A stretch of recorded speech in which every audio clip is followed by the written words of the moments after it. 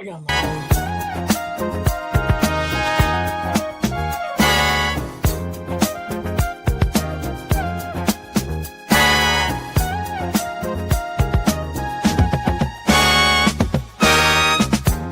We gather round for the halftime chat.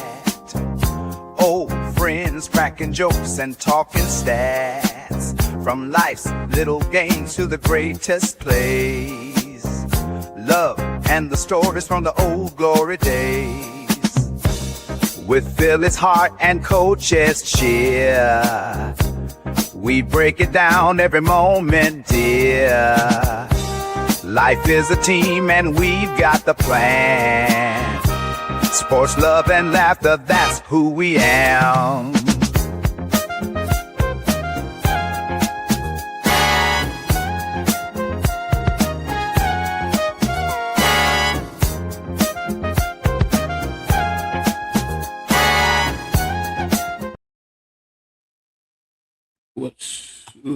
What's going on, everyone? Don't know what happened at halftime. He was just here. But welcome to another episode of the Halftime Coaching Adjustment Show. I'm Coach Ed, and just waiting for my brother from another mother, Halftime, to tap back in.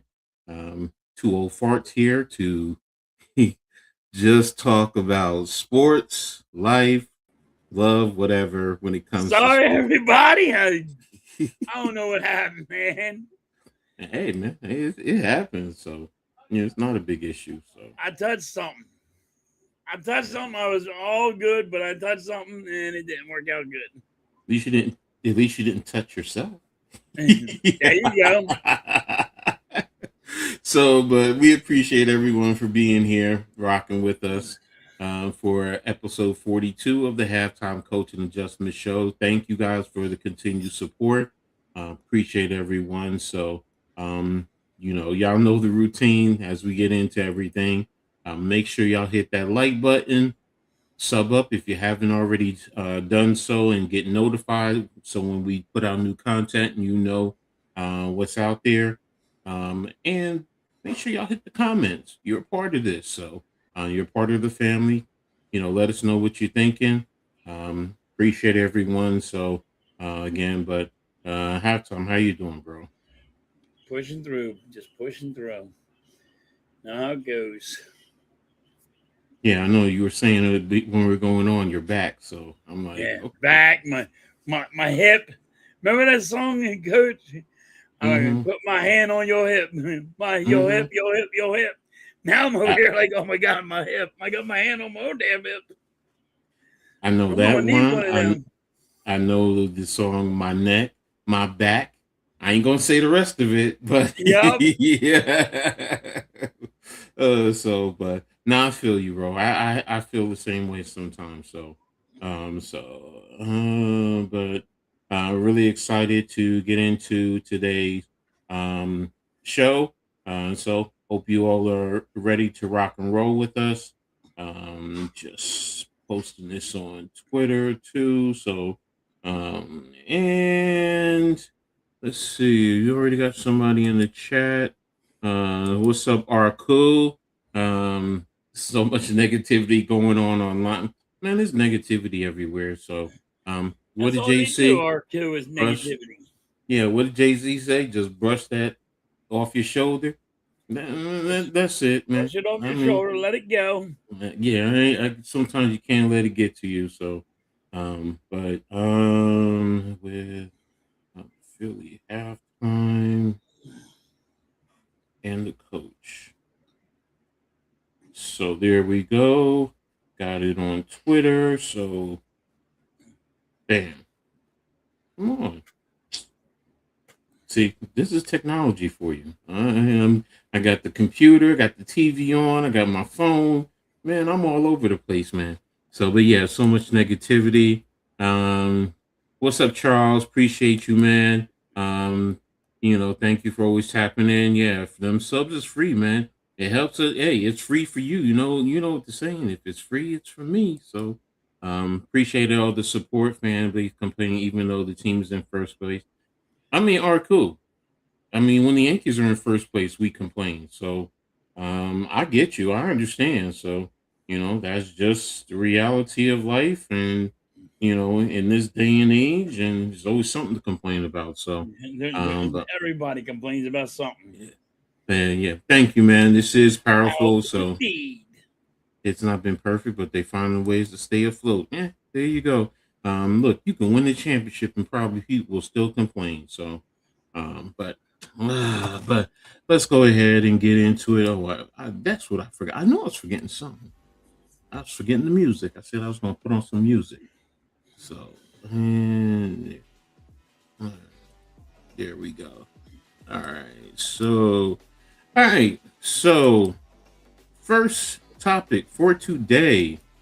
Got a little graphic here for us too. Can the Philadelphia Eagles offensive line stabilize the offense under a new offensive coordinator? What's your thoughts, halftime? Do you think you guys offensive line will be able to help your offense, especially when you first start down and everyone's trying to get acclimated? Well, we got a new offensive line coach. We have a new offensive coordinator. We have two guys on the offensive line that want to retire. Lane Johnson's talking retirement. And I think it's Dickerson was talking about retiring. But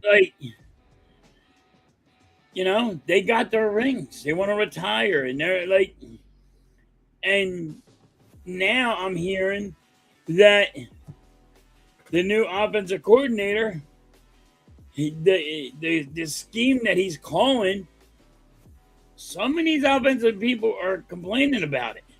Lemon said it, but there's other guys behind him saying that it's too busybody. You got too much shit going on. And I mean, everybody's like, oh, well, that's just a rookie Lemon saying it. No, other people are saying it too. You know what I mean? Oh, God, sorry to hear that. Lemon, everybody goes, oh, well, he's just a rookie, For a minute there, you said he was better than A.J. Brown. You know what I mean? They're like, don't worry about A.J. Brown no more. Halftime, we got Lemon. He's going to be just as good. He's the number one wide receiver. That's what they were saying to me, Now, all of a sudden, Lemon said this. Oh, he's a rookie. They make their excuses. I told you it's coming. And like I said. Yeah, I get it. That's why I said it's going to be, we're going to drop down. Where everybody, the Giants, Dallas, are going to be closer to us because we lost a lot.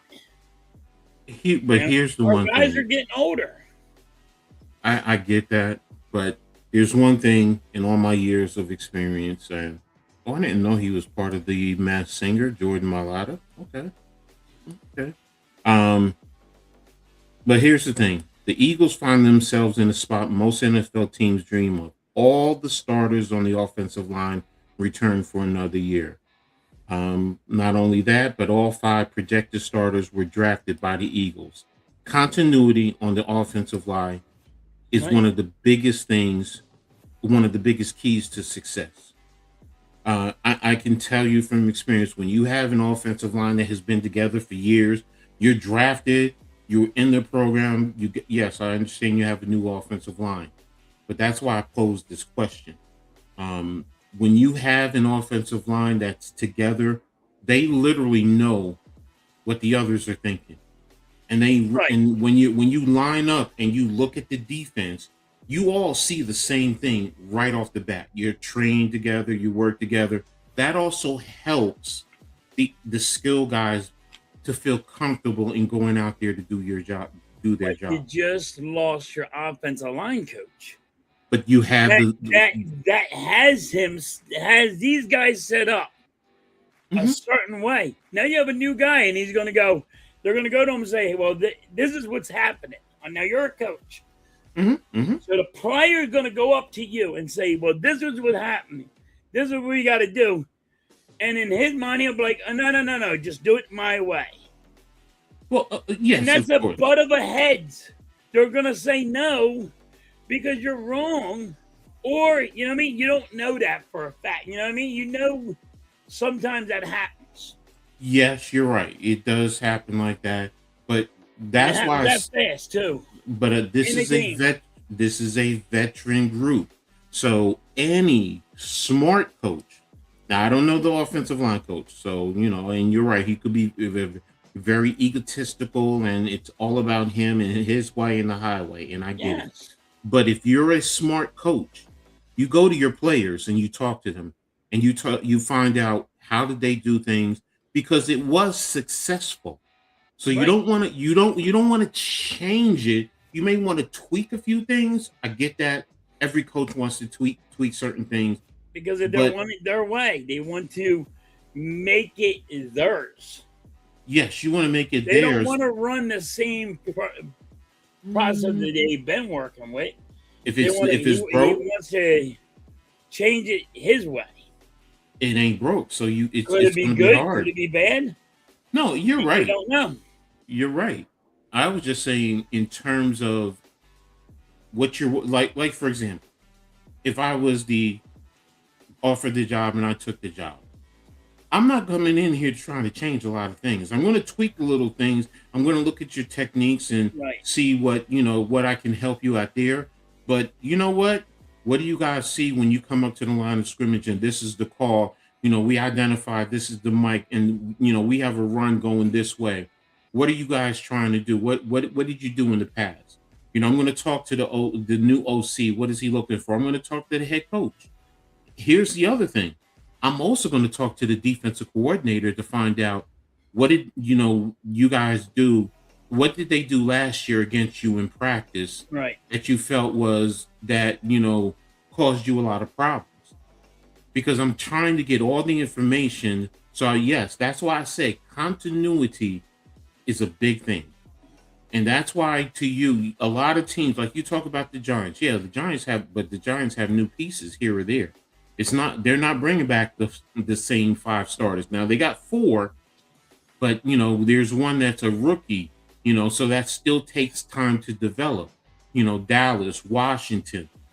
When you bring in one new player on the offensive line, changes everything, and it takes time. That's And why now I say you got a offensive line coach, a new offensive coordinator. I mean, it changes a lot. And that's what I've been trying to beat down to everybody. It ain't going to be the same team that you've been keeps on seeing because they're going to change things. Okay, God. And once again, shame on me, for believing you got an offensive coordinator that never called a play once. Shame on me twice. The third time, give me a fucking break.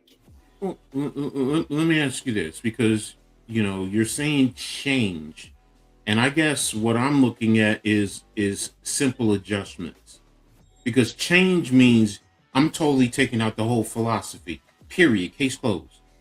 And I don't think you can do that. I don't even think your head coach would allow a new offensive line.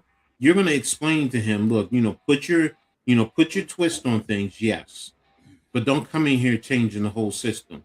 Because you also have, like you said, you have a new coordinator, so he is going to put his tweaks on it. But there's going to be a lot of things that are still going to be the same.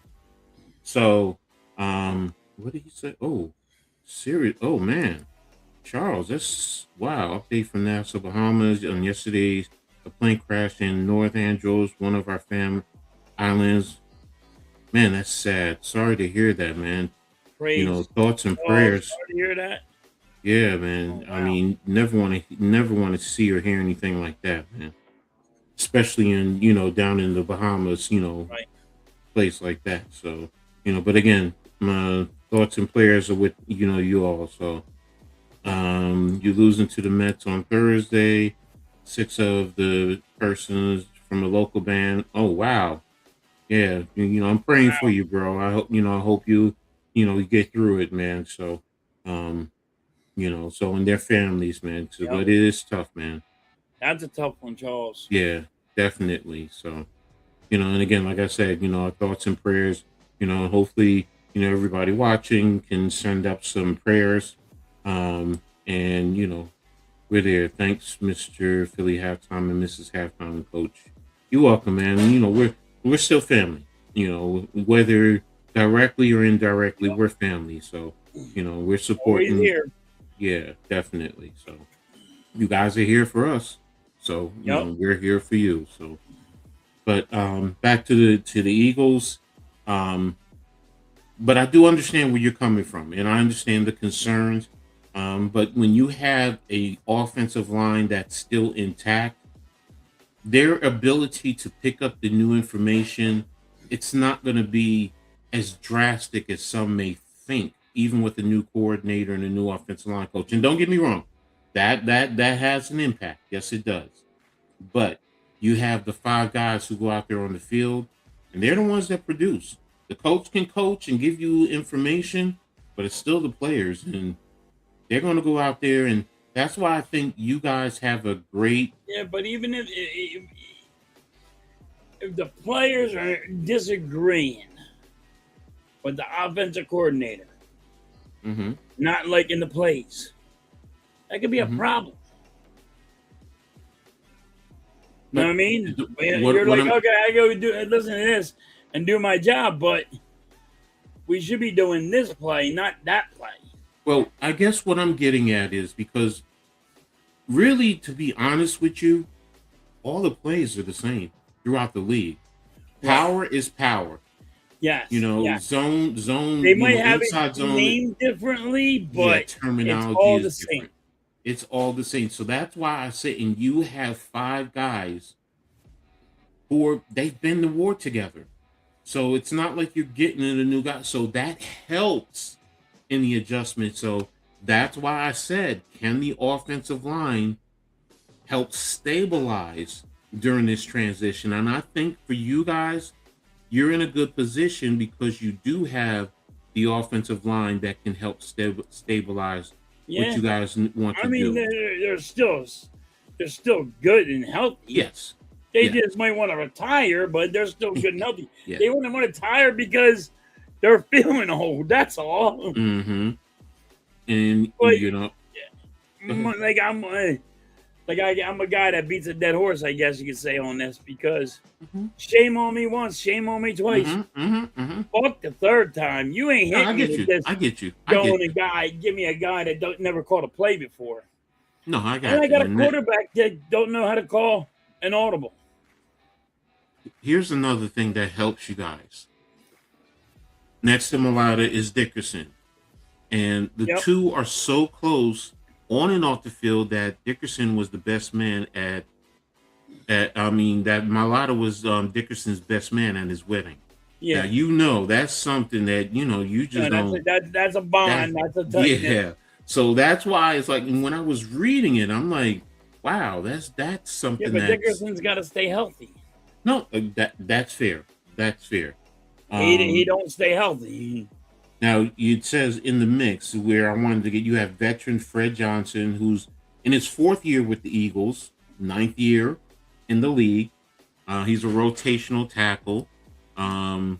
You also in the 5th round, you selected Drew Kendall. He's an interior offensive lineman who saw the field as a rookie, playing in 7 games, starting at 1 at center. So he's still coming into his 2nd year. He wasn't the only offensive lineman. You also had picked up Michigan's Miles Hinton, who I know was good.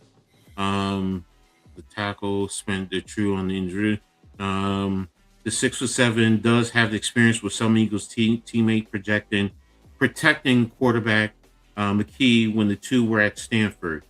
And the 3rd offensive lineman to be drafted was Cam Williams out of Texas. Like Hinton, the tackle started 2025 on injury reserve, but was active for 18 against the Commanders, playing 51 snaps. So they look to separate themselves. And then my boy, Colin Pierce, is another 2nd-year tackle looking to make the roster, spending the time on the practice squad. The point I'm making is you guys have Willie Lampkin. Would you guys claim Willie Lampkin, another guy who played at Rutgers, even though sparingly. So yeah, you guys gotta get talent, and you have right. the veteran leadership there that's going to help you guys during the transition. So, and look, you're going through a lot of coordinators, but you guys are still up there tops in the league. Yes. That's why I say with the offensive line, it's key. It's going to help you in the transition, because as long as they do their job, guess what? Your running backs will be able to run the ball. Yeah, they're going to run. They're going to. Quarterback, I think Barkley's going to have a good year this year. yes, and then your And we quarterback. have Look, Tank Bigsby, and I think he's going to have a good year. you got Bigsby. You'll be able to use your tight ends. You'll be able to look. I understand there's a change of wide receiver, but it's not to the point where you're losing everyone. Yes, you're losing a very important and key player. Don't get me wrong. Well, But you still have other players who are going to produce. So right, but now AJ Brown got double teamed all the time. Sometimes, yeah, they got 3 guys on, spying on him like up top or something. Now they don't have to. Teams don't have to do that. They don't have to double team nobody. But you can use that to your advantage, Halfdog. And here's why. You knew that you had to have multiple eyes. You knew you can roll coverage wherever Brown was. You would roll to him. Now you could say Smitty may be your primary, but then again, you may spread. This is the other thing. You can now spread a defense out a little bit more, and you can open up cracks in their defense, because defenses have a tendency of trying to roll and take away your number one as much as possible. So now they're going to double. Now they'll take away Smitty. Well, he's not going to always be on the outside. He can move around.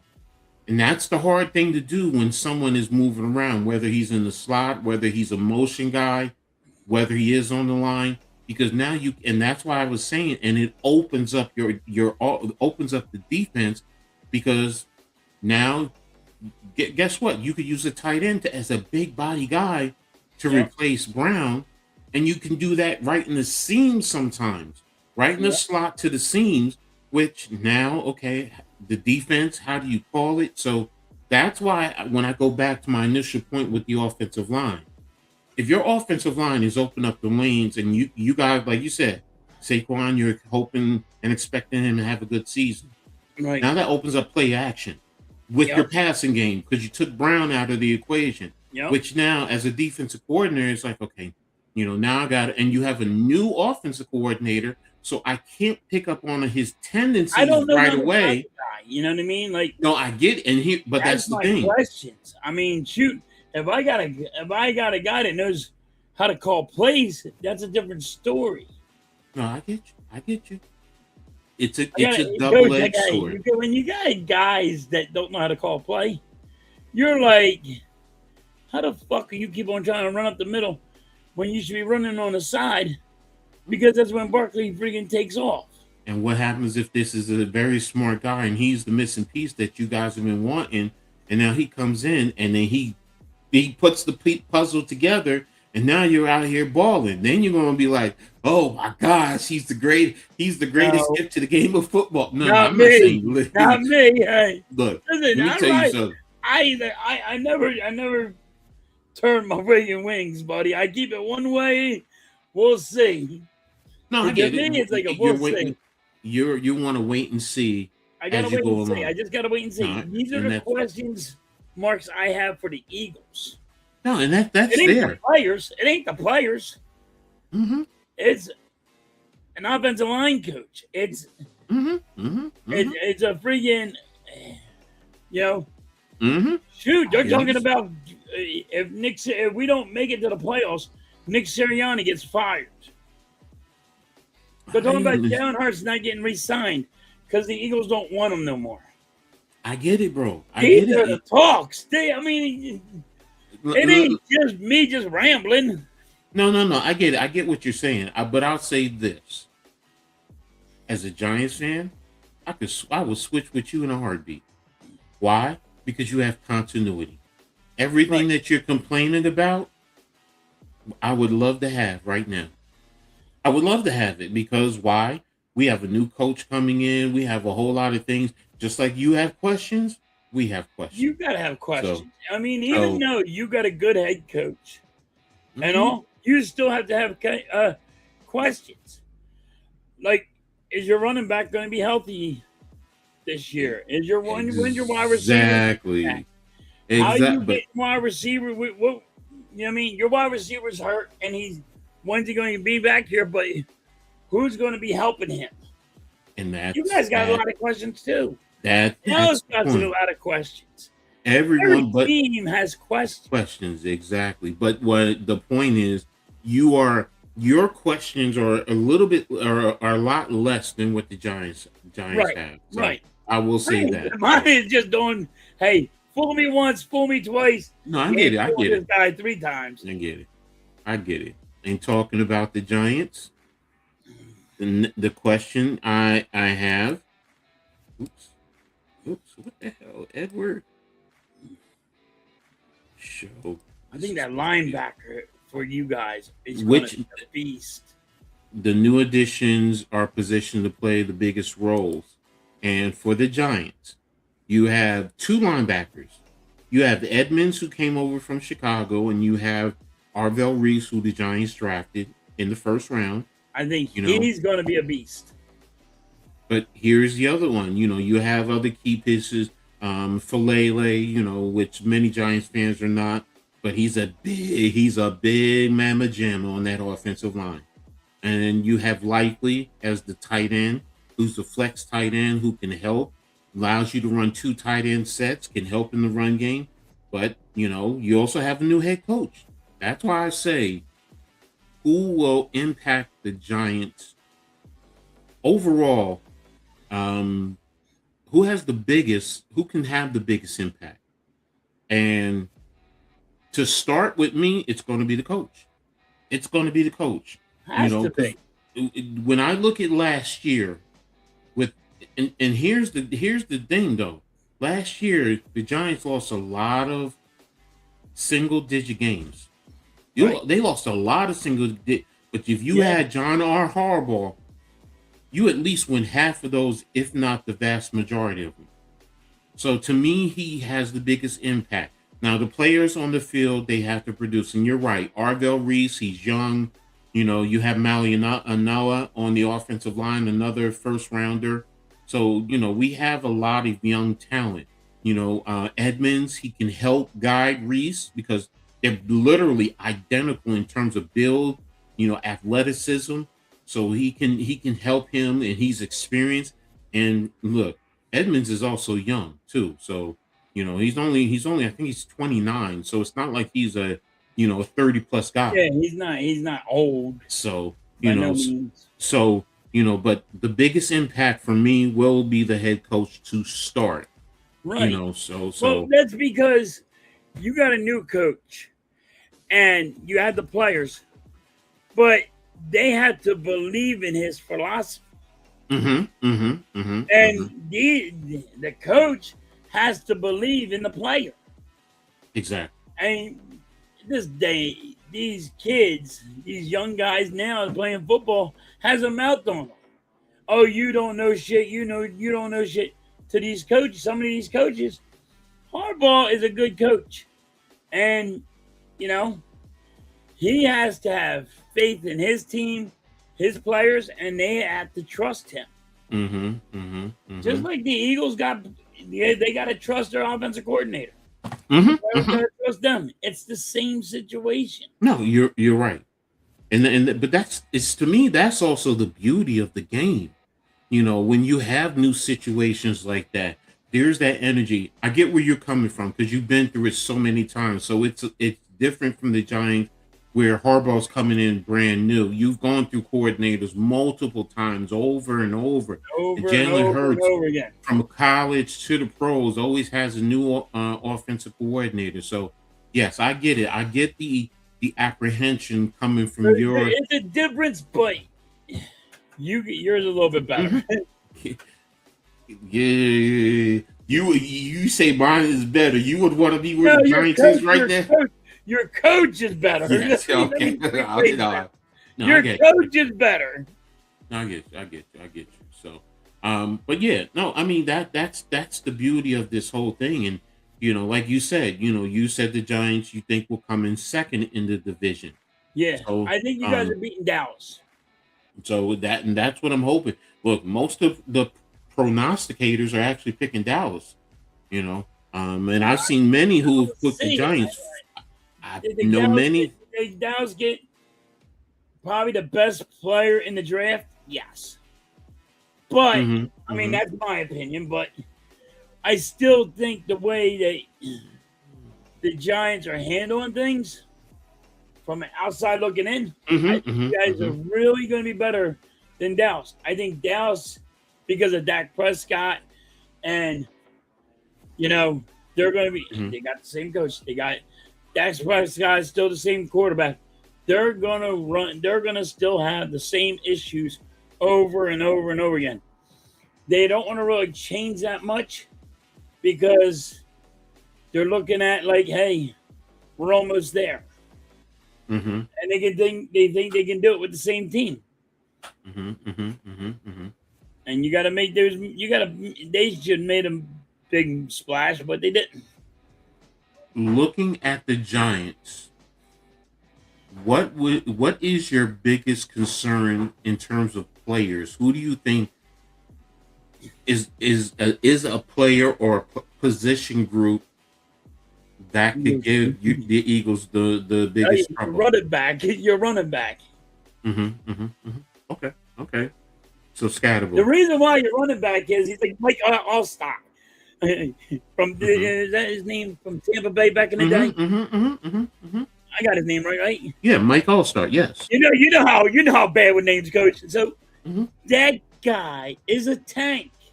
He's a beast, and he can move. You got like a two-headed monster, So, and what does Harbaugh like to do? Likes to run the football. He loves to run the ball. He loves to run the ball. He'll run it with the quarterback. He'll run it with the running back. He'll freaking have. He always gets those swing plays going around. This is what he does. He loves running the ball. He will move that ball all the way around every which way he can. And you're right. I think you got a good coach, though. He thinks out of the box. Now, he's not like, here's the blueprint, how to run a team. I'm going to run it just like this. He'll think out of the box. But no, he will. Running game, like right now, your wide receivers are hurt. Because as soon as comes back, then I think you'll be okay. Yeah, I think you need one more another wide receiver, but the right now I will say this in terms of the wide receiver room, with Mooney, Neighbors, right? Yeah, neighbors is hurt. So I don't know hurt. when he's coming back, but since he's hurt, I think you're going to be struggling at wide receiver for a little bit. See, yeah, there's conflicting reports, with Neighbors. Some say he can be at the start of the season. Some saying week 5 or week 6. We don't know. Yeah, that's what I heard. I heard week 6 or week 5. And if that's the case, that's an issue for you. It can be, but again, if here's the thing. If you play complementary football and you get the run game going, and you can play sound defense. Now, look, I'm not saying we are bereft for wide receivers. I mean, Mooney, Alston. Don't forget, you have Juju Smith-Schuster. I mean, you have Odell Beckham Jr. They're fighting for a spot. Slayton, I get it. Slayton has the issues with the dropsies, but if he's focused and he's producing, he's still a good third type of receiver. And then we have Fields, the rookie, who's roughly about 6'5", who's a big body type of guy. And here's the other thing: he's probably our best blocking receiver because he likes to block. And then here's the other thing with the Giants. Like, this is the thing that I'm intrigued.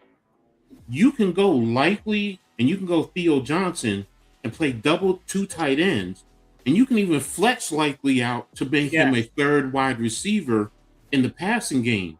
So it's like, that's why I'm like, okay, well, everyone's going, oh, we don't have wide receivers. Whoa. Understand offense.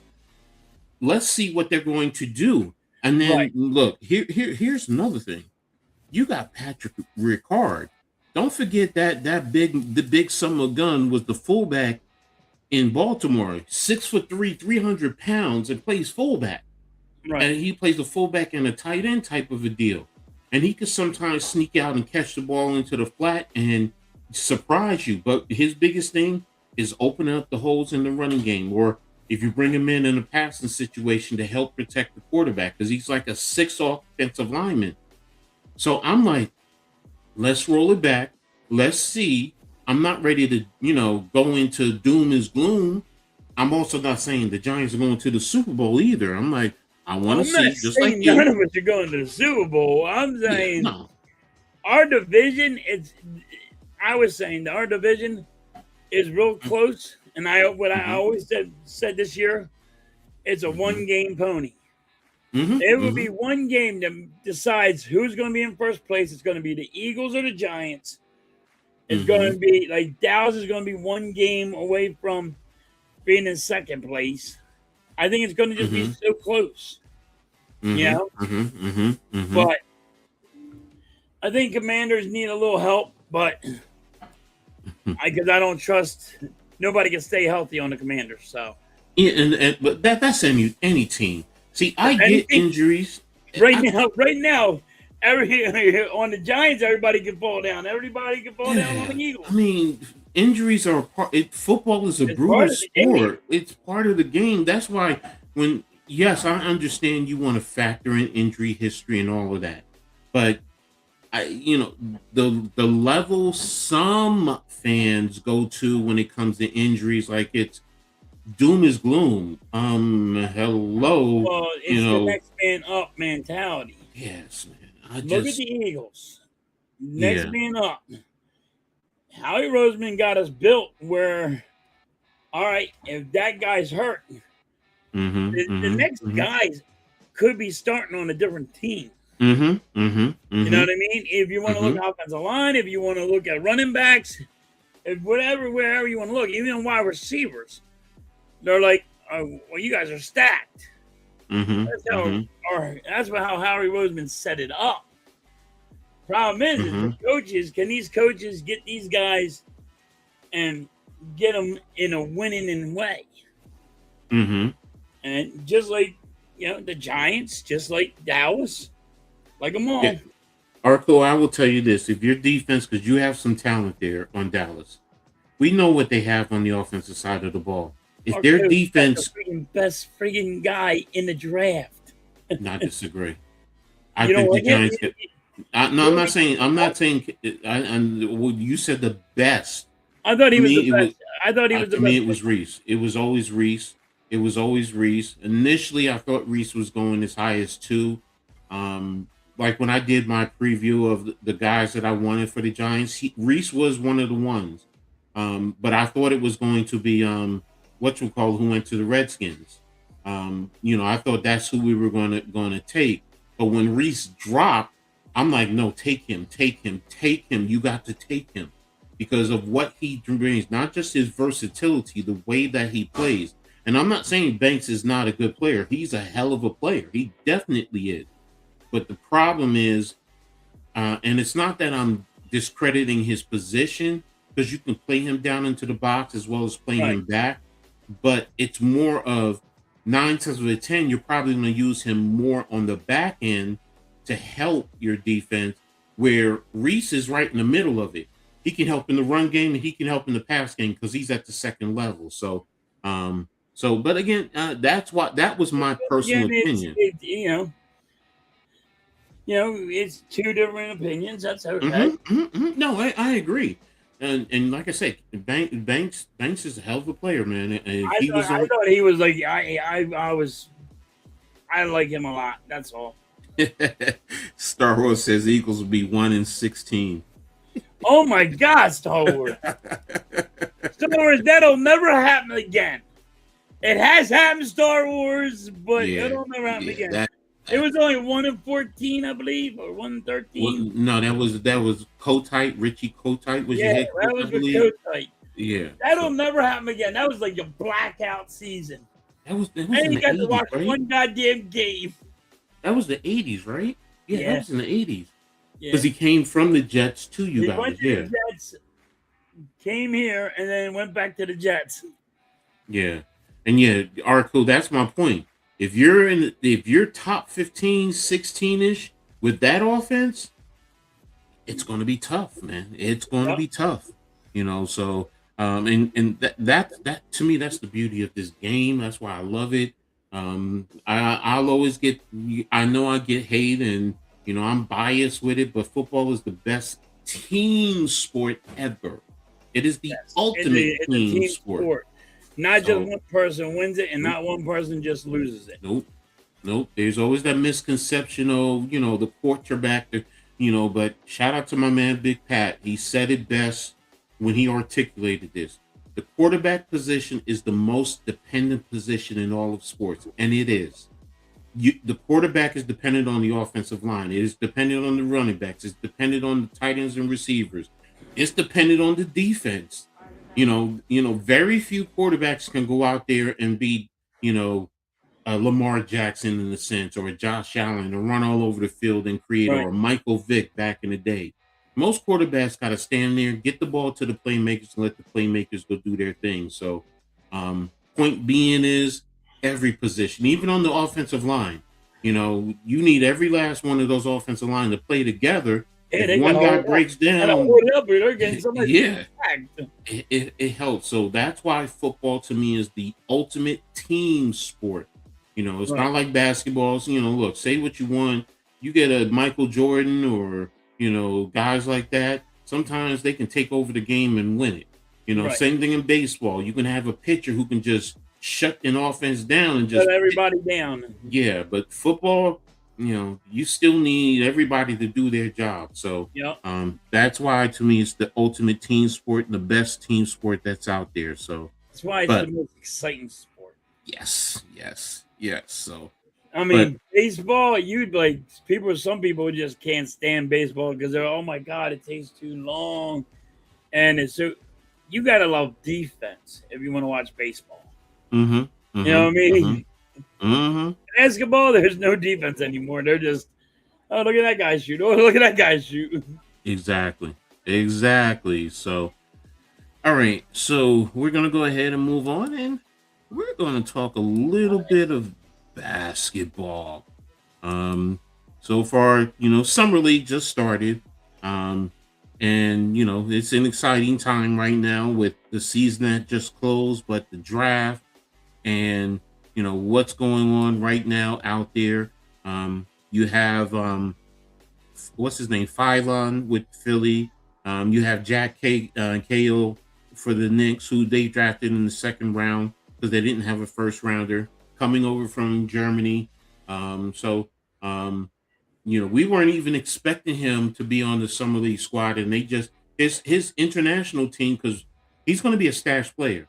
And his international team said, yeah, you can go ahead and play. So he was actually added at the last minute. So, but what I heard about Phylon is, I hope I said his name right. Hello. You want to say hi? Say hi. How are you? Hi. Hey, we're going bye-byes. Going bye-byes? Oh, she's leaving. She's going to the store. Okay. Hold on a second. Yes? No. I'm on my show. Sorry, my granddaughter's here. So, but yeah. Fucking light. Cock sucker. Mitch, stop messing with his light. But yeah, Phylon, I heard good things. I had an article. Where is it? Yeah, here it is. I have an article on Phylon. And where is it? A lot of people say he's too small. I mean, he's 6'3", but okay. Are we still going to go with the small narrative? I was like, to me, this is what I want to ask you: are we really talking about like 2 inches? I mean, come on, man. He's 6'3". You know, I mean, he's still good size. So, I mean, they're looking. They want a guy that's 6'5". Like, really? Do I think he needs to build some muscle? Yeah, but I think there's a lot of guys that you can build some muscle. But here's the thing: he's not going to be a starter. Right here, you know, you were able to see what he could do against Detroit, where he finished with 18 points on 6 of 19 shooting with 7 assists in your win. But he's a facilitator and he's coming off the bench. He's giving you offensive production off of the bench. That's the biggest thing. So I mean, and like they said, he showed a mixture of everything. He was able to get off to a hot start with elite ball handling, creating opportunities for him to score the ball. He knocked down 3 triples and was able to find a rhythm rather than the opposite for the Pistons rookie. So you can do some right there, that tells me everything you need to know. Yes. So you can do so right now I'm good if you can play defense. Yes. If he knows how to play defense. But here's the thing: he can get you, but halftime he gets you offensive points off of the bench.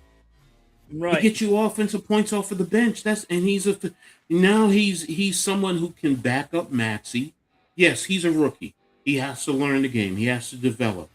But you have veterans around him. And here's the other thing: at times you can play him with Maxey. You can play him with Edgecombe. Right. You can put him in with the vets. You can sometimes put Brown.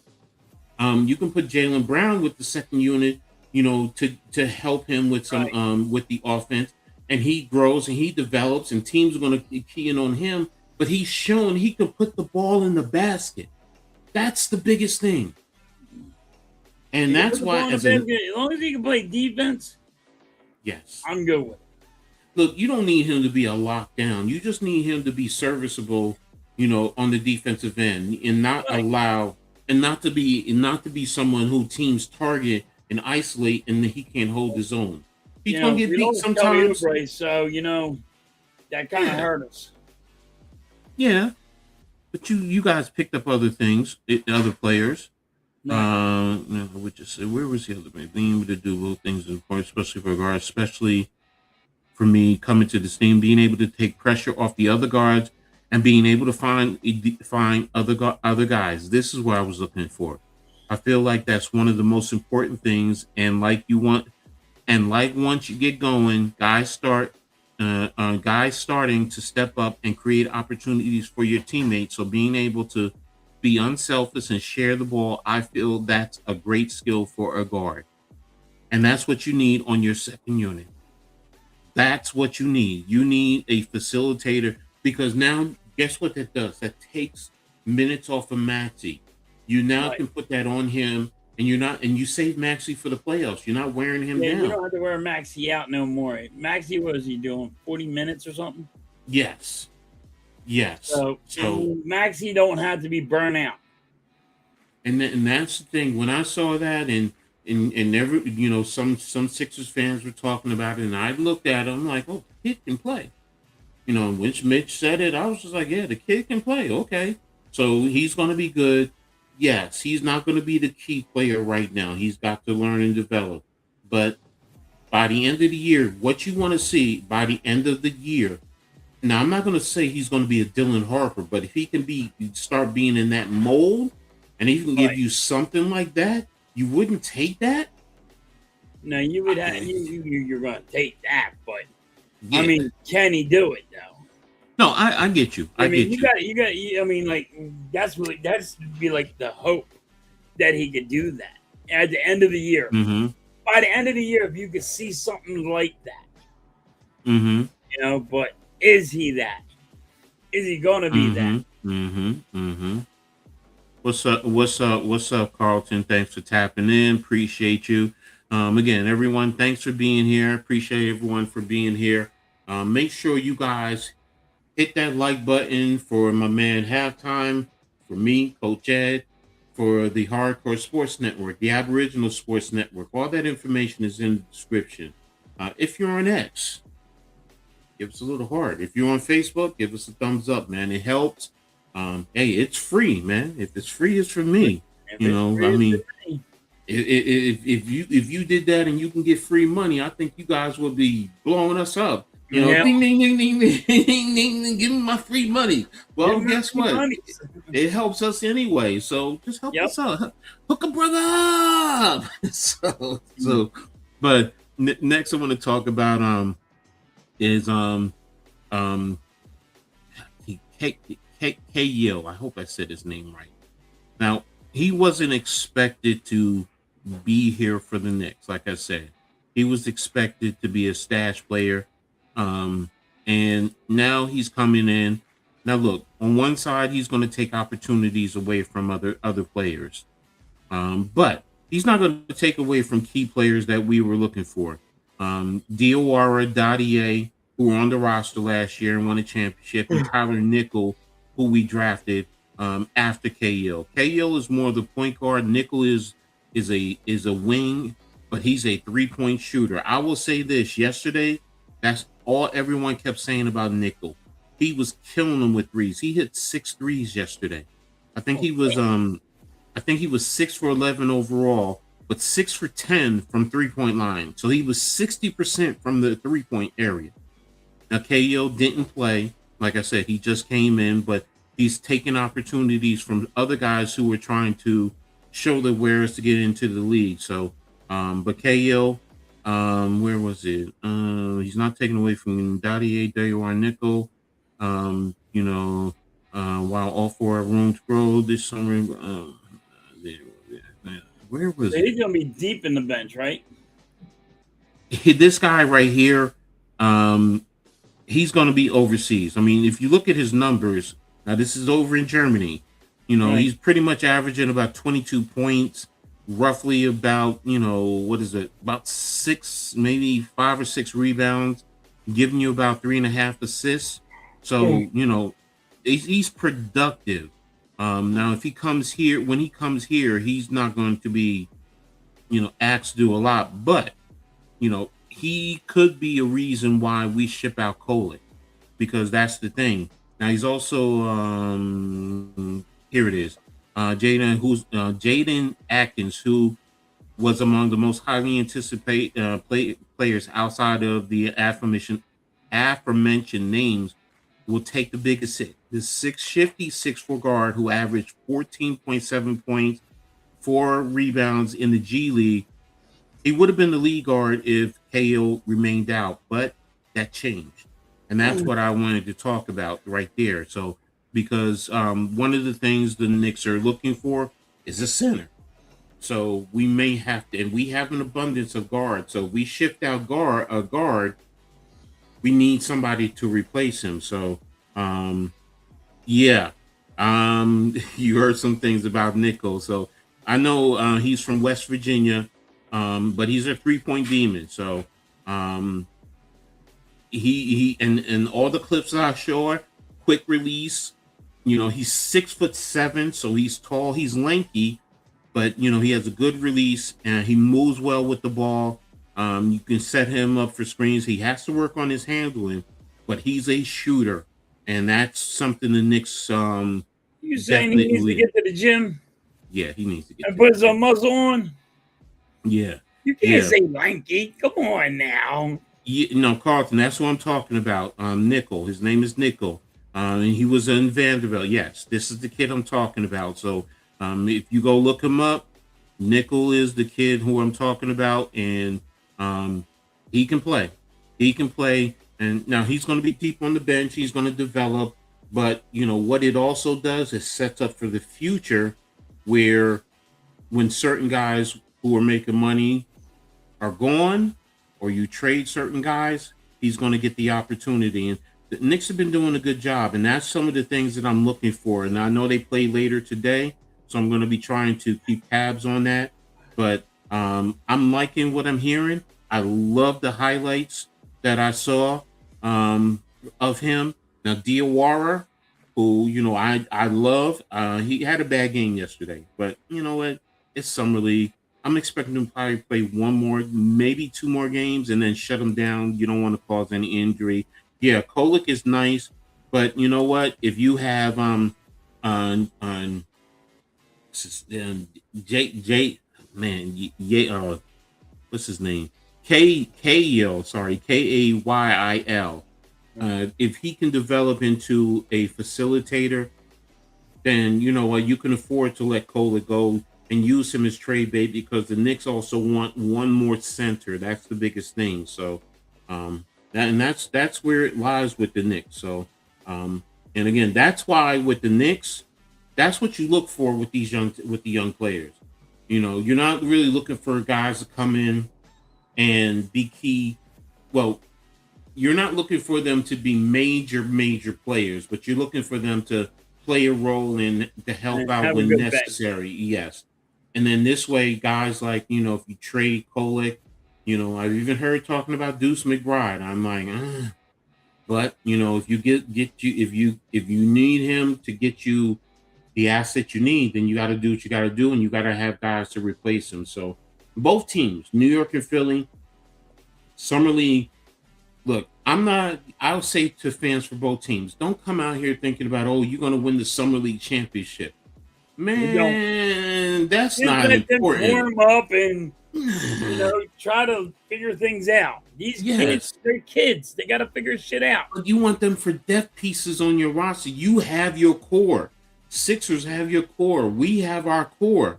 So right now, get you some role players who really, they're 10, 11, and 12 on the bench. That's really what you're looking for with these guys. And then you go from there. So, but hey, there's a lot of basketball fans. They just love basketball. And that's really what it boils down to. So, but right now, I'm going to hit it with the question of the day. I wanted to do that now. So we already did the summer league, get the football out of the way, and then we'll come into, oh man, what did I just do?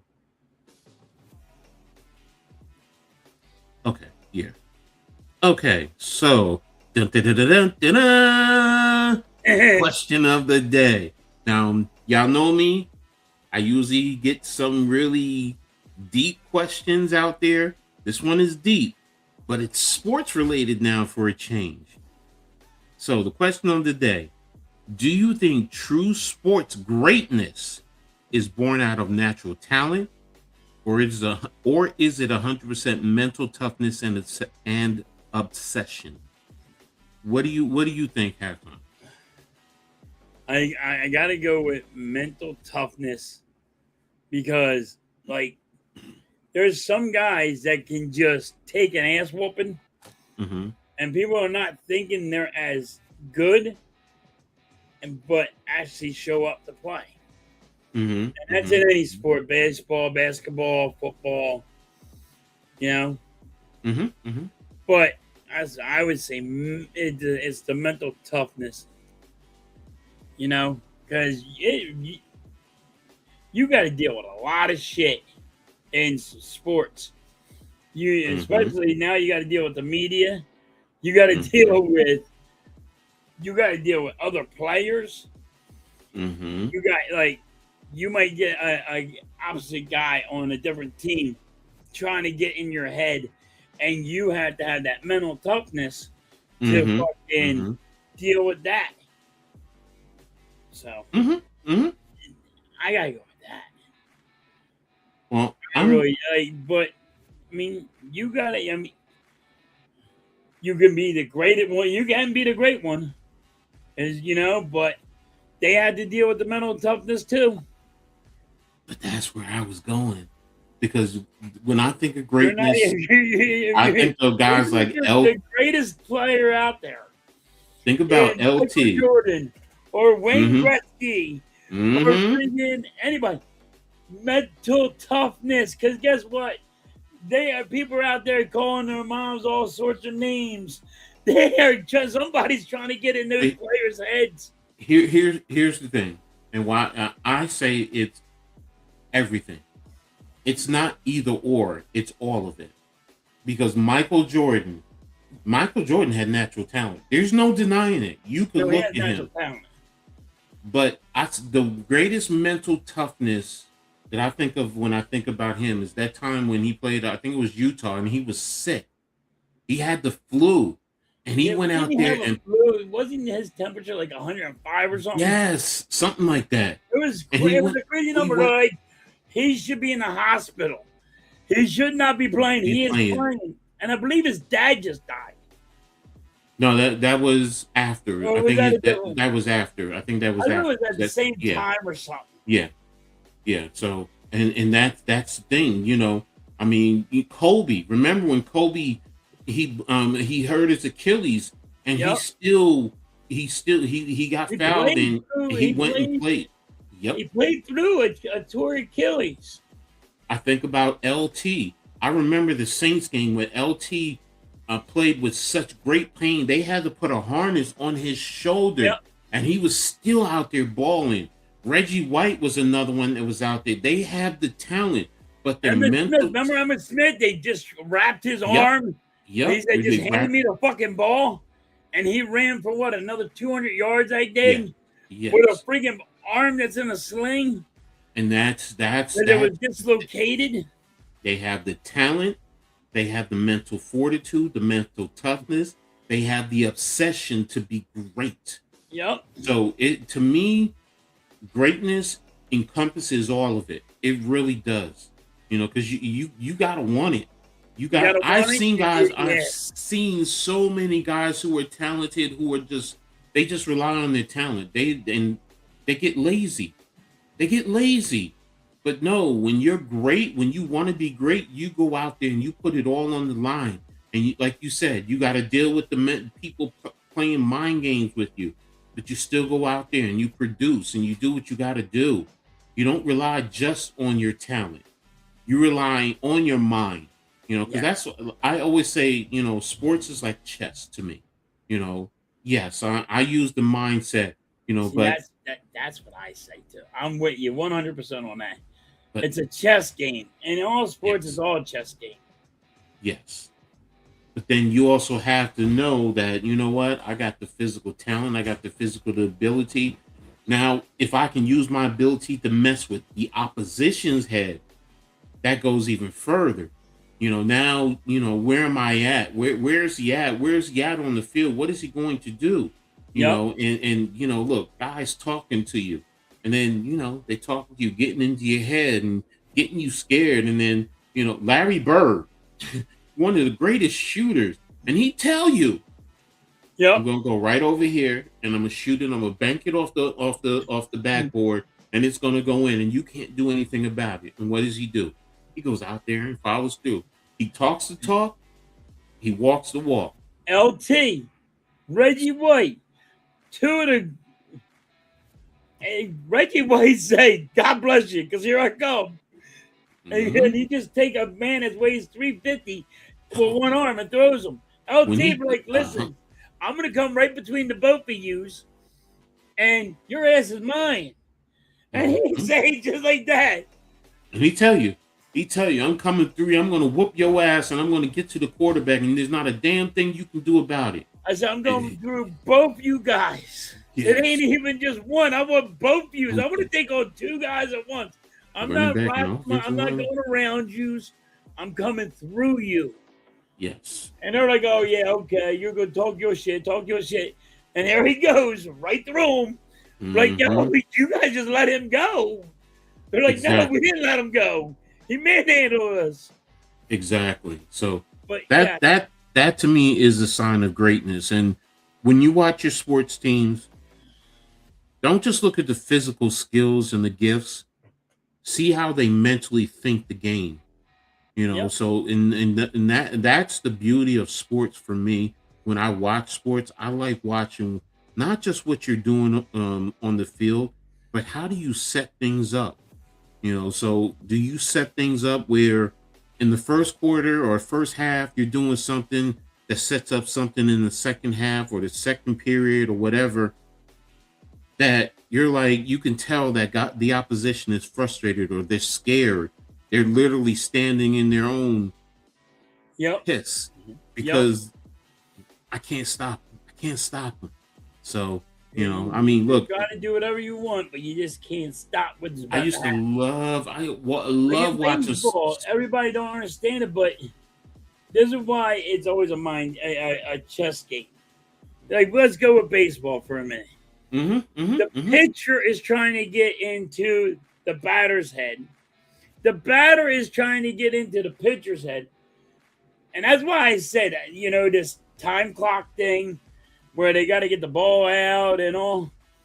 It is, you're hurting the mindset, the mind fuck that they're both trying to do.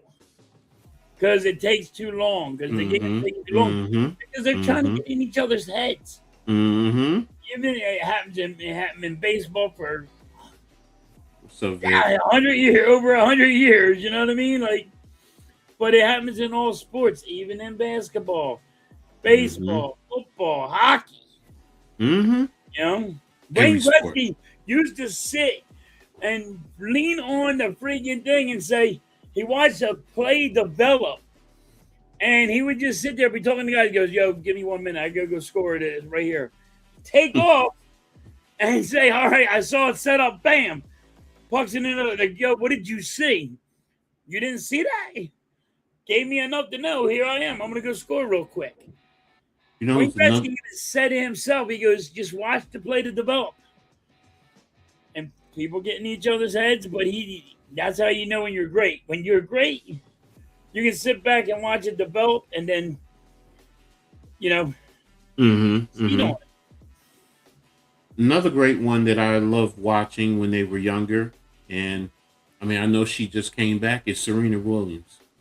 If you ever watch tennis and you watch how she drives herself and she pushes herself, how she sets up certain plays where she's attacking one part of the court, and then she's going to the other end, and now she's making the opposition run from sideline to sideline, and then sometimes she comes with a nice little chip lob, and you can see how they're frustrated because they're expecting her to hit nothing but power. And now she comes. And she puts it over the net. Yeah, and that's the thing. It's like, that's what's so great. There's talent. You see it. Yep. Yes, and I love the talent. I love seeing the execution with the talent. But now when you add the mind into it, that's why you encompass everything. So in the obsession, Kobe was obsessed, man. He was obsessed with being great, man. To me, he probably was the most obsessed. Some people say Jordan, but Kobe was just he was the beast, man. He was the beast. Who I used to love watching, and he don't get, for some other reason, he don't get enough credit for playing both games. Is Bo Jackson. They give it to Deion Sanders. Bo Jackson did shit that Deion Sanders wish he could do. Oh, hell yes. On the baseball field, yes. And like this is what boggles my mind. Everybody gives it to Deion Sanders, but Deion Sanders, was he a great athlete? Can he play both games? Yes. So did Bo Jackson, but I think Bo Jackson did it better. Yeah, Bo was a better hitter overall, and the dude smashed the bat over his leg. The man ran up the wall, down the wall. Yeah. That's never going to be done ever again. No. I mean, I don't know why they keep on giving it to Deion Sanders. Was he great? Yes. He wasn't. I'm not knocking Deion Sanders. Most people that I know, when we talk about it, we all say it's Bo, because the commercial. Bo knows everything. Bo was silly, dude. Come on, that was a perfect commercial for him. That was the best commercial. Yes. I mean, look at what Bo Jackson did in his rookie combine. Yes. Remember that, Coach? He said, "Open up the doors." Yes. Open up the doors. Why? Because I'm running through and I'm not coming back. Oh no, Deion did. Yeah, Deion did that. Yes. Yeah. Exactly. So Deion did that too. Bo did it. I'm like, Yeah. No, Deion was faster than Bo. That's the one thing I will say. Deion was faster than Bo. Yes. But Bo just had power, speed. But look at Bo Jackson. They made a video game that you could not tackle that dude because he couldn't be tackled. Oh, I forgot about that. Yes, you're right. They made a video game that you couldn't tackle Bo Jackson because you couldn't. Listen, his career was shortened because he wouldn't go down.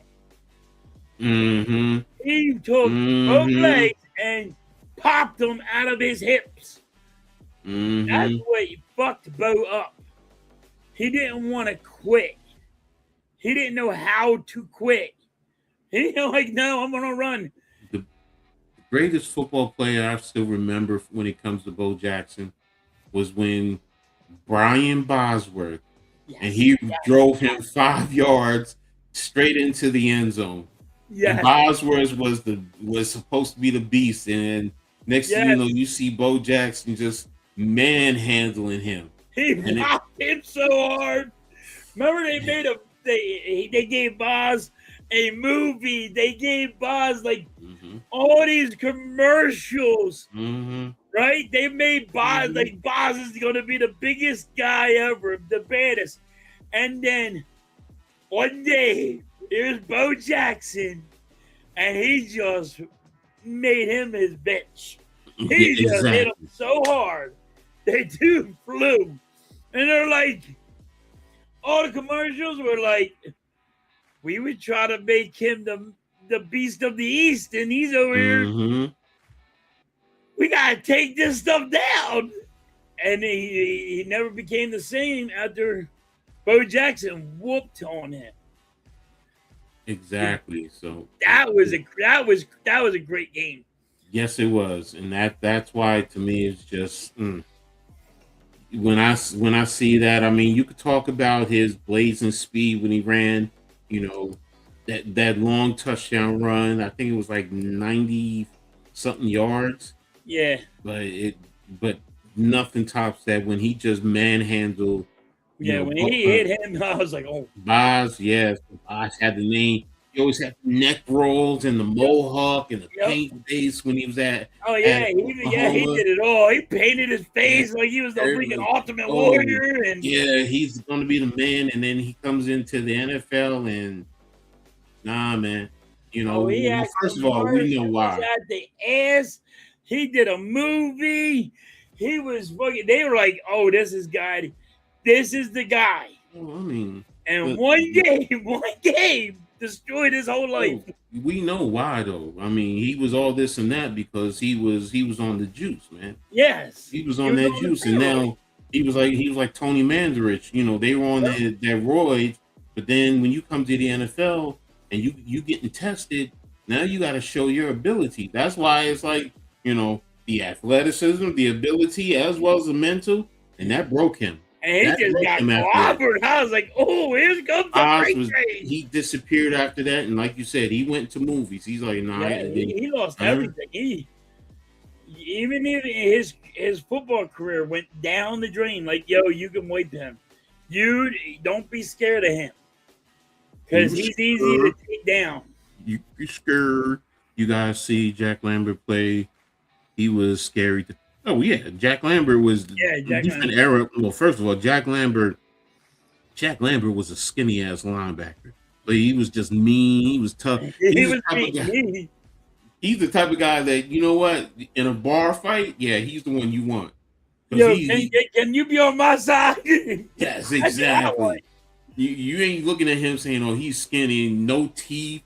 And he has that scary face. Yeah. Jack Lambert was back in the 70s. Oh, I know about them Steelers back in the days. My dad's a Steelers fan, so I knew all about it. So, all right. So we're gonna go ahead and talk a little bit about baseball. And first one I'm gonna talk about the Yankees. And the Yankees have been going through so much right now, up and down, up and down. Yes, they're tops in the American, but they're in second place behind Tampa Bay. But the question right now they're talking about reevaluating Aaron Judge after the All-Star break. Oh, wow. Yes. And I know the All-Star is what, the next week or two? Yeah. And he's already been out. He's already been out over a I month. think it's Monday. Yeah. So, and Judge has been out already a month, and they said 4 to 5 weeks to be reevaluated. Because when I first saw that, everybody, oh, he'll be back in 5. I said, no, it says reevaluate. So they're just going to look at him. Then he could be out even longer. And right now, the way the Yankees are, they have no offense. They're very limited. Yes, they scored a couple of runs the last couple of games, but they've been shut out quite a few times. So, right now, I'm concerned because he has a fractured rib. So I get it. That affects the torque in your twist, when you're hitting. So, he's going to have to build that back up. Right now, I don't think he's going to be back until sometime in mid-August. I think he's going to be out that long. So, and that's going to hurt New York. I think we lost halftime, but he'll be back. It's going to hurt New York. And now, look, the American League is nothing to write home about. So the Yankees will be fine. But right now, without Aaron Judge, they are not a championship contending baseball team. I'm sorry, they're not. You can say they are because of where they are in the standings. And I think they'll be competing all the way down. But they have a lot of problems on their roster right now. They need more hitting. They need bullpen. Halftime and I were talking about that. They need bullpen help. And for the Yankees, Aaron Judge pretty much is everything. They've been having a lot of injuries. Stanton has been out. Grisham was out. Jazz Chisholm was just out recently for a little bit. Judge, like I said, has been out. Cole just came back, a few weeks ago. He's trying to get into the rotation. That's the thing with the Yankees. They've been having a lot of injuries. And when you don't have one of the faces in baseball, it really hurts you. It hurts you in the long run. I think I have an article. Where's the article? Here it is. I found the article. I had these things all set. And there it is. And here we go with the article. Come on, open up. And sorry, here it is. Judge ribs set for imaging during All-Star break to map out return. And this was just written 2 days ago. So Aaron Judge will have his fractured right rib re-imaged during the All-Star break, which should provide a clearer timeline for his return, his expected return. Judge has been injured since June the 5th, so well over a month, at which time the Yankees said he would be, the Yankees estimated he would undergo imaging in 4 to 6 weeks, and the Yankees hope that will show enough improvement to resume more strenuous activities. So, now here's one thing that really concerns me when Cashman said this. I don't think we're anticipating it's coming back clean. I think we're anticipating and hopeful that it shows the healing process. So you're basically just wanting him to come back and show something, but you don't expect him to be at full strength. So, and I think that comes back down to, here's halftime. Hold on, let me bring him back up. What's up, brother? Are you back? You ready? How about that? Had a little power outage. Oh, I hope everything is all right. Hey, it's a storm. Oh, okay. I was just reading the article in reference to Judge. Him coming back. He's been out since the 5th, and they thought he's going to be out 4 to 6 weeks. But Cashman, he said, I don't think we're anticipating it's coming back clean. What the hell is up with you? I don't anticipate that it's coming back clean. I think we're anticipating and hopeful that it's showing the healing process, talking about his rib. Um, and they expect that he will return to the active roster at some point in the second half, and that's in August, like I was just saying. Um, the time frame that it would take to heal should allow him to be back with us this season. That's everything I know thus far. Past that, just waiting for the imaging to see where we're at in the process. So they don't even know right now. And that's a big thing. That's going to hurt the Yankees in the long run. Let me see. Bronx says Judge is on steroids. That's why he's hurt again. Hey, Schwarber is much better than Judge, and Schwarber do cheat. I will say this. Baseball probably halftime, you can attest to this. Baseball has probably one of the most strenuous drug testings that's out there. Am I correct? Yes, they are. It is so hard to pass a drug test on baseball. Baseball has the hardest testing possible. You can't get you in baseball. You have to go by rules.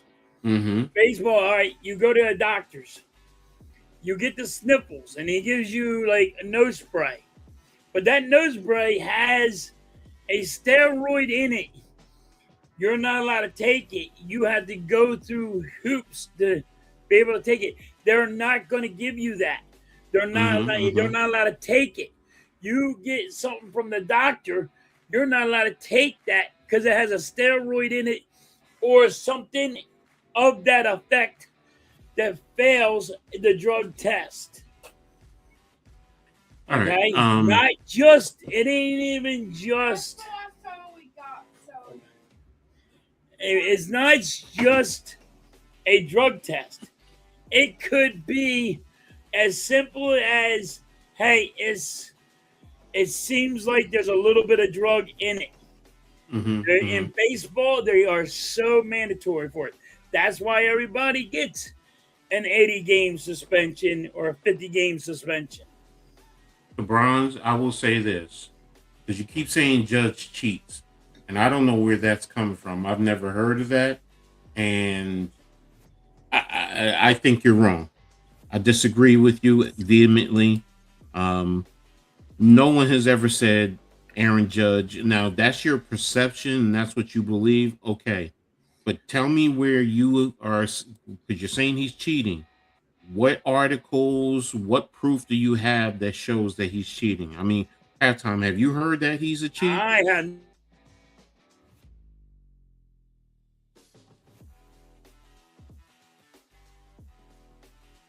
So, I still think he's having a little technical issues. I don't know. You'd have to show it to me. Heard of him cheating? I mean, there's a lot of players that cheated, but they come out quick. They come out quicker in baseball cheating than they do in basketball, football, and hockey. Baseball, they don't care if you cheat. You get an asterisk next to your name, and they will belittle you. Okay, they don't care. That's your opinion. That you don't have proof. Okay, no problem. Like I said, Okay. I mean, you're entitled to it. I don't agree with you. Entitled to your opinion. So, like I said, baseball is very. What is it? What's it? Sosa and McGuire cheated. Go look next to their names. They got an asterisk next to their name. Barry Bonds. He has an asterisk next to his name because he cheated. And that's the facts. Well, you said everybody knows Judge cheated. So I'm saying to you, because I'm part of everybody. I don't agree with you. So now you're saying you feel he cheated, okay? But when you say everyone or everybody, sorry, no, everyone does not believe he cheated. So let's go. This is powerful. Thanks, Charles. Appreciate you. Hope you're doing well. If you have proof of that, yeah, I'd love to see it. Everybody wants to see that one because then, but if he cheated, they would bury him. Exactly. They would bury him. Listen, one of the best hitters of all time is buried. They buried him over sports betting. He never cheated in a game in his life. Mm-hmm. Sports betting when he was a coach, and all he did when he was a coach is, my team is going to beat your team's ass. It is rough on sports. Well, like I said, we can agree to disagree. Lively dialogue, chat conversation. No, exactly. That's the thing that we love about this. You know, you guys, look, we can agree to disagree. You're entitled to your opinion. Right. We're not going to, say, be derogatory and demeaning. Look, and then we agree to disagree. Look. Man, you are allowed to have your opinion. So, I mean, look. Okay, I'll say this about betting, which is you see in the NBA right now, because it opens up the door to some nefarious type of situations and other types of things. Whether it's drugs or whether it's betting, you can't have either in the game. Period. Right. Case closed. I don't care what it is. So, should Pete Rose be in the game? We can always make that argument for and argument against. He didn't influence the game, but he still did bet on the game. So, and that's the thing. When he betted for his team. He didn't bet against his team. Means he wasn't shaving points. Mm-hmm. Now, that's the only way you can look at it that you could say is the positive. He's not trying to shave points. There are referees in basketball that have been caught for shaving points. I think that's only in college, right? No. It was in the NBA. It was the NBA. It was in the NBA. But there's coaches in college. Referees in college that shave points. Mm-hmm. So. Yeah, no, you had the kid at TCU, at Texas Tech right now, who, because he bet, and look, he's not getting an opportunity. So, I feel McGuire cheat bad when he played. Look, we can argue, and I think that's what he's talking about, McGuire. I think that McGuire cheated. That's facts. We can say we think such and such is our opinion. Yes, we don't know for a fact. It's just our opinion. So, and that's the beauty of it. That's the beauty of having the opinions and having discussions like this, because you know what? We may end up changing because we see something that, we're wrong. I ain't got no problem saying it when I'm wrong. So, after 1990, they outlawed betting. Betting in baseball is illegal when like it or not, but Pete should be in since he passed. So, we know what you meant, McGuire. Yeah, you meant Mark McGuire. Yeah. Mark McGuire got caught doing steroids. Listen, Barry Bonds. I think Barry Bonds should do it, but when he got caught for steroids, he was doing steroids to get back onto the field, and that's what the doctors gave him. But that's what I mean when I say baseball has the highest drug thing, where you can't get away with the sniffles. Mm-hmm. In baseball. Football, yes. Basketball, yes. Hockey, yes. Yeah. All of them. So. But in baseball, the drug testing is through the roof. Mm-hmm. Sosa with the loaded bat. He can lie and say he didn't mean that. I will say this. Here's the thing that, and we talk about this one is cheating during this time frame. I'm sorry, ladies and gentlemen. I strongly believe this. No proof. It's just my opinion. I think everybody during that time frame was doing it. They're just the most notable, but there were pitchers who, and I've heard the stories. Look, Come on, you got pitchers. They got freaking pine exactly on their head, and you're like, yes. yo, wait a minute, look, see this dark spot right here? That is bringing pine, and they wipe it off. Look, you know what I mean? That's cheating when you're trying to get a grip. Yes, when you're doing thumbnails onto the field, and you have freezer checking on because you want more friction on the ball, and you're sanding your hand down. Did it? That's why I say, you know what? Put them all in. You want to say put an asterisk? Everyone during that time frame that you really think so, fine. And let people make their own decisions. A lot of pitchers done. You want to know probably the most people that cheat the most are pitchers in baseball. Mike, we know that. We know that. But, the thing is, when you do get a prescription from a doctor, that's the whole point. You still have to go. You still have to go through the major league to let them know. A process, Mike. Yeah. You got to go to the Major League Baseball and say, "Hey, I got a prescription from my doctor." Mm-hmm. They go to their doctor and say, "Hey, does this guy have to have this certain prescription?" And he can say yes or no. And they go by that. Look. So if there's a steroid in it, can you have one that don't have a steroid in it or something of that effect that would seem like it's a steroid, then that's what would have to occur. Athletes cheat. Not just one particular sport. Not just baseball. Not just basketball. Not just football. Not just... Dude. Listen, you get underneath the pile. Somebody's bending a finger, breaking somebody's finger. So look. Somebody's punching somebody in the side. I mean, there's cheating in all sports. Again, you get hurt in all sports, and steroids medically, as long as you have a doctor's prescription and it goes through the process, every league will say, no, he's medically cleared and it's fine. It's not giving him an advantage. If it's just helping you heal, different story. But if it's giving you a medical advantage, that's where the issues lie. And that's where I know for a fact you an advantage. That's why baseball players, the pitcher, if you see them taking pine tar and putting on their head. Oh, okay. You're saying HGH is not prescribed. Okay, that's fine. That's fine. You're saying in one regard, it's not prescribed by a doctor. Okay.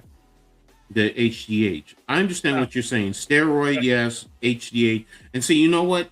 Sometimes you have to differentiate, Mike, because we have a tendency as people just put everything all in together. Yeah. But, like you say, you're separating HGH versus steroid. That's cool. So, but the next topic we want to talk about as we start to close down. Now, halftime, I know you said no, he's out. He's out after the season. And I actually found an article that talks about him saying he'd love to come back as the manager. And I hope he does. Just had it. I think he's going to be. I think he's going to be out. I think they'll go for the coach from the Red Sox. And here's the article. Come on, open up. Here it is. Sorry, I should have said it. This is on Ring the Bell, which is a Phillies. It's not associated, but Todd Zola wrote in mid-research, Emmanuel welcomes the idea of staying on as Phillies managers. The Phillies have been the second best team in baseball since Don Mattingly became interim manager April 28th. Perhaps they will remove the interim tab. Perhaps he will manage next year. Mattingly would welcome the opportunity. He told ESPN Busters Only before Wednesday's game that he will return next year as a manager if Phillies president Dombrowski offered him the job. He reiterated, sorry. Here it is. I like doing it. I didn't come here to do it, but I actually like doing it. I committed to 2 years, right? And in my mind, I told Dave, I got 2 years, right? So at that point, you make a commitment with your family and what's going on with everything that you're going to do for this 2 years. So if that's something that Dave wanted me to do, then I'm fine with it. So there is that possibility. There is. Oops, sorry. Yeah. There is that possibility. Don't get me wrong. He's a good coach. He was a good player back in the day. He's a good coach. Mm-hmm. He plays. He has them actually doing some small ball stuff. Mm-hmm. And I like him. But I think they're going to go with the Red Sox manager. So, I mean, that's my thinking, what they're going to do. Doesn't mean they're going to do it. Okay. Mike says Alex Cora already said he won't return to coach any team. He wants to spend time with his family. They may bring Don back for next year, just for 1 year. Okay. I mean, that's it. And I get it. That's what this article is basically saying. So, to me, it's, if he's getting throwing it up in the air, hey, I want to be here. He's saying the right stuff. What's he supposed to say, guys? Is he supposed to say, hell no, I don't want to manage this team? Is he really supposed to say that? Like, you think people are he's going to say, no, I don't want to manage the Philadelphia Phillies? Mike says, no, don't pay me all that money. Yeah, that's the other thing. So, you know what I mean? Not the manager. Pay me all that money to manage the Phillies. Because what's going to happen if he takes the manager position? He's getting paid. I will say this, okay? It's all about the money. How much money you got to pay? You go to the World Series, it's going to be hard for him not to walk away. Because now he's going to say, I'm one step closer and, just a few tweaks, and next year. He gets into the playoffs with this team, Coach. It's going to be hard for him to walk away. But it's also going to be hard for the Phillies and Dombrowski to let him walk. So you think it's the playoffs? That's why I was saying if you make it to the World Series. I even say playoffs. If he takes this team to the playoffs, it's going to be hard for him to friggin' say, it's going to be hard for the Phillies and Dombrowski to say, no. Yo, we need him back because how bad we were in the beginning. And he changed his team around. Especially don't they have the draft? Don't they have the draft right now too? Huh? Don't they have the Major League Baseball draft? Aren't they having that right now? They're getting ready to. Because I think. What am I saying?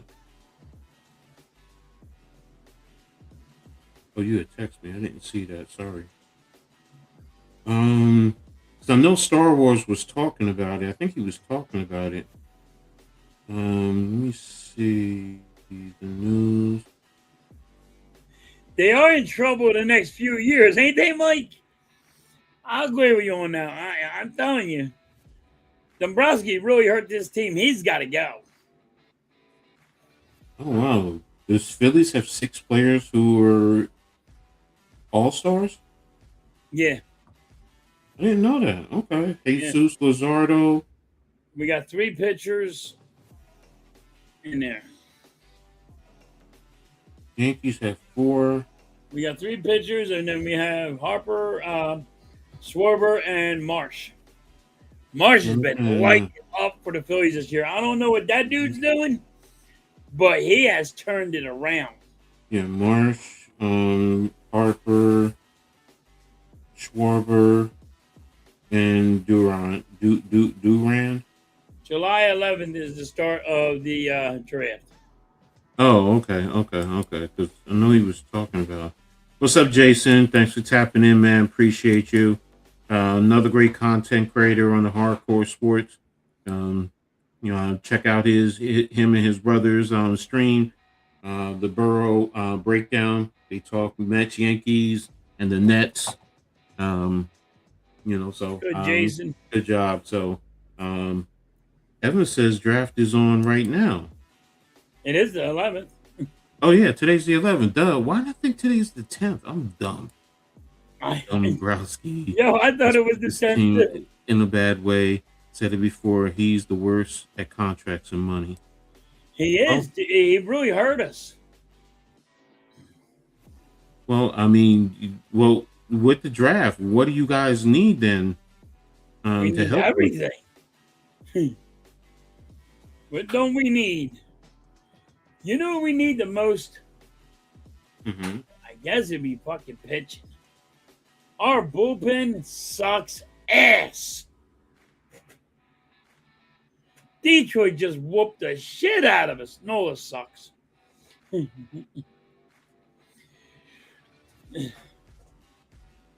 I guess it would be pitching. Well, I know you always talk about the bullpen. Are you talking about starting or bullpen? Bullpen.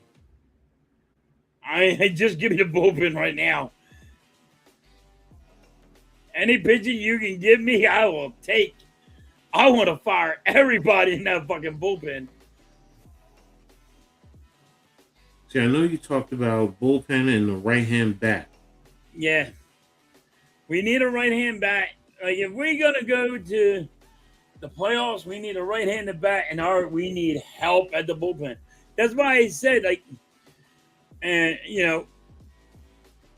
that I think Turner was getting traded to, the Yankees for bullpen help. That would help us. The Yankees need bullpen help too. The Phillies are not making a move. We don't have nothing to trade. The only thing we had to trade is Turner, and nobody's going to want him because his contract's too much money. Even you guys that need a shortstop, ain't going to fork out the money.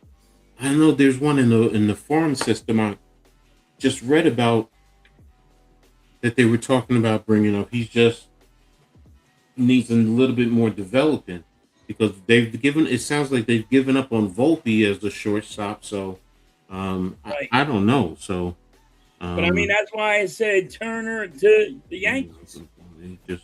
They can't replace too many arms in the bullpen. They're just going to have to make some of these guys work. The problem is you can't listen. That's like saying, hey, halftime, go out there and fucking pitch. If you can't, you don't have it, you don't have it. He said, I can go to more, but I don't have 2 weeks. All right, Mike. I feel you, bro. I feel you. But Dandy Don, I will say this. For those of you who don't know, he's my all-time favorite Yankee. I'm telling you that now. Hands down. I know. I go back to look. I even saw Reggie Jackson play, so that's how far back it was. Don Mattingly, Dave Winfield were two of my favorite Yankees going back in the time. Don Mattingly was a good third baseman. I'm sorry, third baseman. Who? Don Mattingly, right? No, he was first. Oh, I thought he played third for you. No, he played first base. He did play third, too, right? No, he didn't. He only played first base when he was coming up, maybe they moved him around, but when he was on the big leagues, he was the first baseman, and he always, for the most part, hit in the fourth spot. Different time, different era, but that, and now he was always hurt. That was the other thing. Because he wasn't on the 90s. He ended in 95. But if he could have stuck around that 1 year, he would have gotten his ring, because I think that's what hurts him for not getting into the Hall of Fame. Because that's the one thing I hear, that the reason why is because he was hurt, and if he had a ring, he would probably be in the Hall of Fame. But yeah, he's an all-time great as a Yankee for me. He's my favorite all-time, hands down. So, but that's me. I'm biased. He was a good player. Yeah. So. But yeah, I can't say he's not. Nah, he was a good one. He was dangerous. Yeah, he was, and but he knows how to play small ball. He grew up. Yes, he does. Ball. Yes, he does. He knows. And now, if you watch the Phillies, there's a lot of small ball going on. It's fundamentally sound. That's Don Mattingly. That's always been what he's been. But like this team just sucks. Our bullpen's so terrible. We gave up 11 fucking runs to Detroit. Same with the Yankees. You sound like you're talking about the Yankees. Man. So, Carlton, you ever heard you can't get blood from a stone? Yeah, we know that. So, all right, we're gonna go ahead. Oops, sorry. Hold on. What did I do? I hit the wrong button. Coach wants to be big today. Nah, I hit the wrong button. We're going big today. No. It's not about me. So, Coach wants to be big today. All right, so now we're gonna work on, before we get ready to get out of here, just a little hockey, some news that I saw, touched with halftime. Just it's the free agent tracker. Like you said, there's really not much, but he did talk about. You talked about earlier with Mitch. Yep. Whatchamacallit, match the offer. So Ducks match the offer, which it actually hurts them. So yes, he's the highest paid guy. It hurts the Ducks. And how does it hurt? It hurts the Flyers. This is a big blow for the Flyers. They need a center. Okay, that's what I wanted to ask you. So, I mean, right now it's showing win a that fucking face-off. You guys signed a Curry to 2 years, Grunstone to 1 year, Ashton, Reese, Deneen, Kilmovich, Studenic each signed contracts with the Flyers. So now explain to me, what is Group 2, Group 3, Group 6 in terms of free agency? I don't know that whole thing, is because it's something starting new that they were doing. Like, it wasn't like back in the 80s and all. I can research it. It's not a big issue. I can research it. I'll find out. So, but you see right here, those are, the I guess restricted. Now, restricted, I understand. It's like you have the right of first refusal. Right. Kind of just like what they just went through. So, but like you said, you need a center to help you guys, and then you have the unrestricted.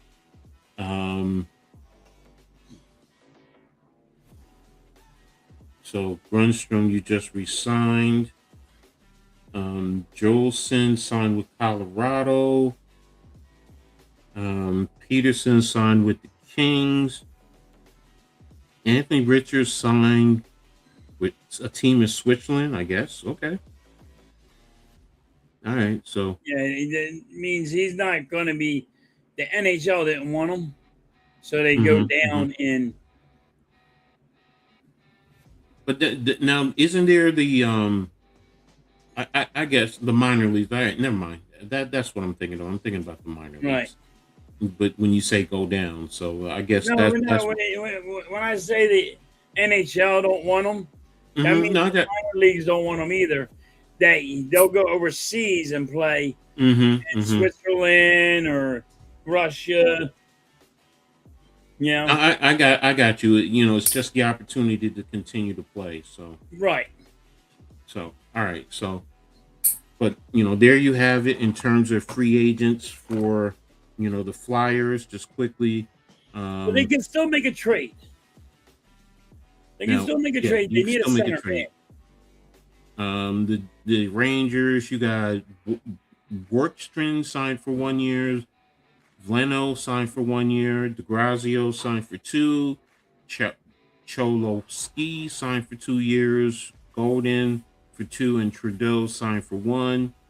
I guess they have the restricted. They have 1, 2, 3 Trudeau just signed, so they have 2 still restricted, and then they're unrestricted. I guess the unrestricted Group 3 means they're signed that way. Yeah, they can match offers.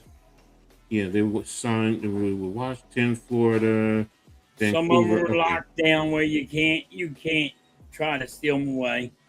Islanders got 4 guys that they signed to 1 year contract: Masili, Vanek, Kessel, Chaffee, and then the Devils, they have quite a few.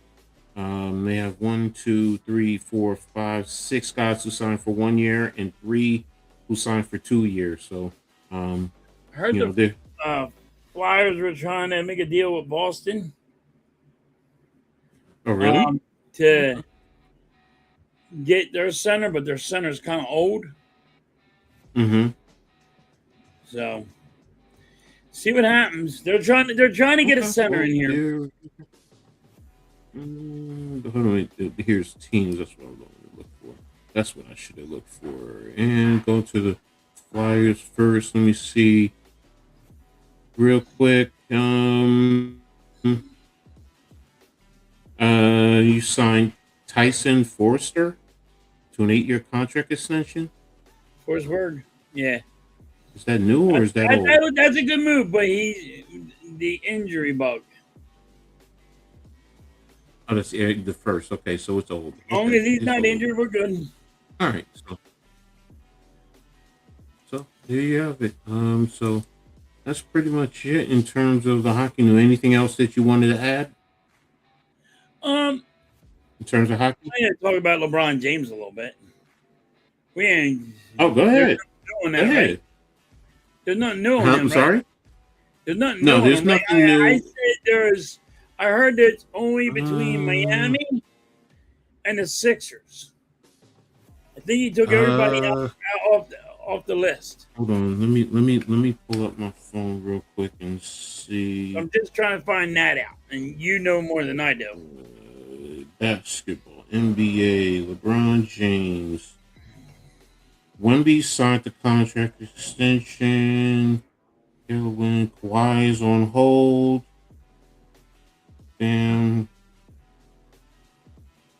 LeBron James rumors. Steph addresses pipe dreams. Biggest memories of LeBron. The future. See, this one says it's 5. The Cavaliers, Heat, 76ers, Warriors, Timberwolves, and Nuggets. No, that's 6. 1, 2, 3, 4, 5. 6. I heard it went down. See, this is why I go to you, because right now it said I heard it was only down to the Heat and the Sixers. I'm looking right now on CBSSports.com at an article that was written yesterday by Robbie Kalan. So let me check ESPN also.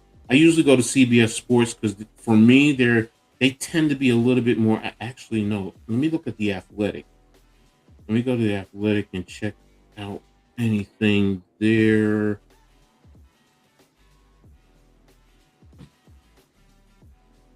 And looking for basketball, NBA, on The Athletic, Victor, Moses Moody, Caleb, yeah, nothing new there. Let me go to ESPN. But halftime, you're not going to like this, but Zach Wheeler declined the invitation to join the NL All-Stars. And he's going there now too? No, he said he declined. Oh, he don't want to go there. He declined. Yeah. Okay. Yeah. Listen, he just got off a surgery. I'm not gonna be mad at that. He just got off a surgery, a serious surgery, not even a little bit. All right, James is impacted. A career-ending surgery. Wheeler could have had you know what I mean. So I'm not mad at that. What's this? So Wheeler will be the best pitcher because everybody else is going to be asked after the All-Star break. No, in the All-Star, after the All-Star, and we got guys in the All-Star, they're not the same. I don't know what happens. Free agency. This story was just Bobby Marks. Okay. This was written yesterday. James' decision through trades with, for example, Bobby Marks is saying the same thing. The same teams. And he just wrote this yesterday. Okay. So he didn't wait. No. What I saw was just probably bullshit. Yeah, I mean Bobby Marks. I trust Bobby Marks. He's usually accurate. He's in. There's certain ones. Shams, Bobby Marks. That said it went down to the Heat and the Sixers. Right? I thought it was his agent that said it, but I could be wrong. Oh, Rich Paul with the whiteboard. No, that he's just, that. No. After the whiteboard, stupid shit. Oh, okay. I didn't pay attention to the whiteboard thing. Okay. What's up, Nick? What's up, Nick? How you doing, bro? Appreciate you. So, we are so back. But I thought it was his. I thought they had him on on a radio station or something. And they had him on, and he said that it's right down to the Heat and the Sixers. Yeah, I didn't hear. Trust me. But if it's him, I'm gonna call him because Maxey has the same agent. And they were talking about him because Maxey has the same agent. He came on there and said, "Well, it's between the Heat and the Sixers." No, I think everyone. Cleveland is still going to be in play, So, yeah, I don't. Nothing has been said, and as of right now. So, so we're getting. No, you know what? Just because you said that, Nick, no, he's going to the Knicks, and he's going to sign for the Knicks for $1. For $1. $1. There you go. He's gonna sign for $1. $1. So he can win another championship. So no. For me personally, I'm gonna be honest. I think he's going to Cleveland. That's me. I just got that feeling. I got the same feeling. That's why I remember when I texted you what you got your feeling on, because I got my feeling is he's going back to Cleveland. Yeah, But if the Sixers want the best chance to win a chip now, I think it has to have LeBron James here. All right, Cabras. We'll see. He's never gonna play with New York. He signed with New York for $1. You trust and believe. First of all, he does it for $1. We can have him examined. No, I don't. I think there's certain certain things within the CBA. I don't think he could sign for that line. So yeah, he has a certain amount that he got to sign. Yeah, there's a vet minimum that he can sign. There's a vet minimum. I think it's like $3 million or $3. No, it's like I think it's like hold on. Do I think in the NBA, what is the vet minimum a player can sign a contract for? I don't think we need LeBron James to win the chip. I think right now the team as it is, I think we'll advance past the second round. But if LeBron James here, it's all in or bust. That's all. That's why you were right. LeBron James here, it's all in or bust. And 10 or more years, it's like 3.6 as a vet minimum. Rookies are like 1.3. That's where I mixed it up. So there you have it. So if he signs, it's going to be around that $3 million range that you were talking about. So whoever it is, whether it's the Sixers, right? But teams are also look. Here's the thing. Cleveland, I think, opened up money so they can pay him more. So with Harden being free, I'm still trying to figure out how Mitchell's new contract plays into that. So we'll see. Maybe LeBron will play for the Celtics because they made a bad trade and they need him. I don't think he will. No, I don't think he's going to force it. It's tougher I think it's tougher in the West than the East. No, I disagree. Coach says no. Look, our division alone is the toughest division in all of the NBA. Yeah, it's not easy. Everybody thinks because of San Antonio and OKC. Easy this year, damn it. We need a backup center. Look, LeBron James, and that's the other thing. I mean, does he want to play small forward or does he want to play power forward? Right. So, I mean, again, he could play either or. It doesn't matter. So he's strong enough. So, but I don't think he's coming to the Sixers. Would I like to see it? Yeah. Not me. I want to see it, but that's why I like to see it.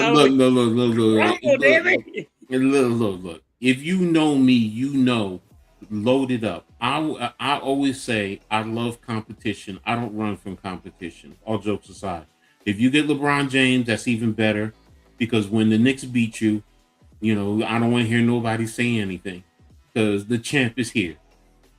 All right, just know that the champ is here. There's nothing anybody can say, because the champ is here, and just for the fun of it, here we go.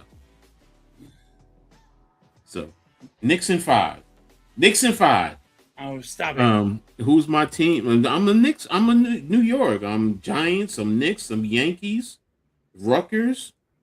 So if you know me, you follow me, you'll see me talk about Liberty, who just lost today.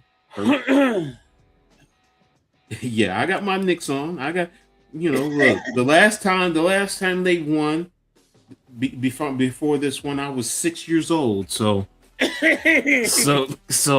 but yeah, and I haven't done it in a while. So, let me show it off. Let me bring out the dynasty. Let the champ be here. The champ is here. Got the championship rings. So there you go.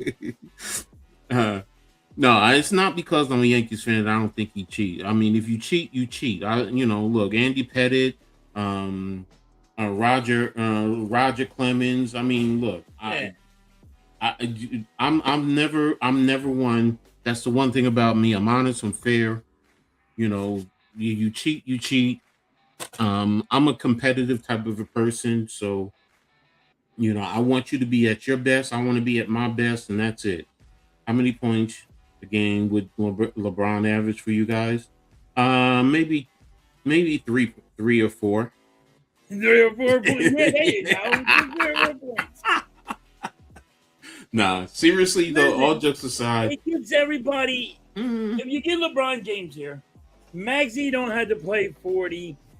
LeBron, you're not going to get a lot of games out of Embiid. So Embiid, what? Embiid probably do 50 games this year. Yeah. So.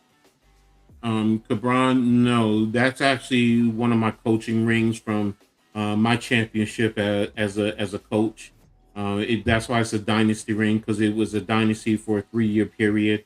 In all my years between playing and coaching, I consider myself a winner. And yeah, I'm confident, a little bit arrogant, but I've only had 7 losing seasons since 1981. So you do the math. I'm a winner. So you're being generous. If Embiid plays 50 games, he's played under 30 in the last 2 seasons. No, he played.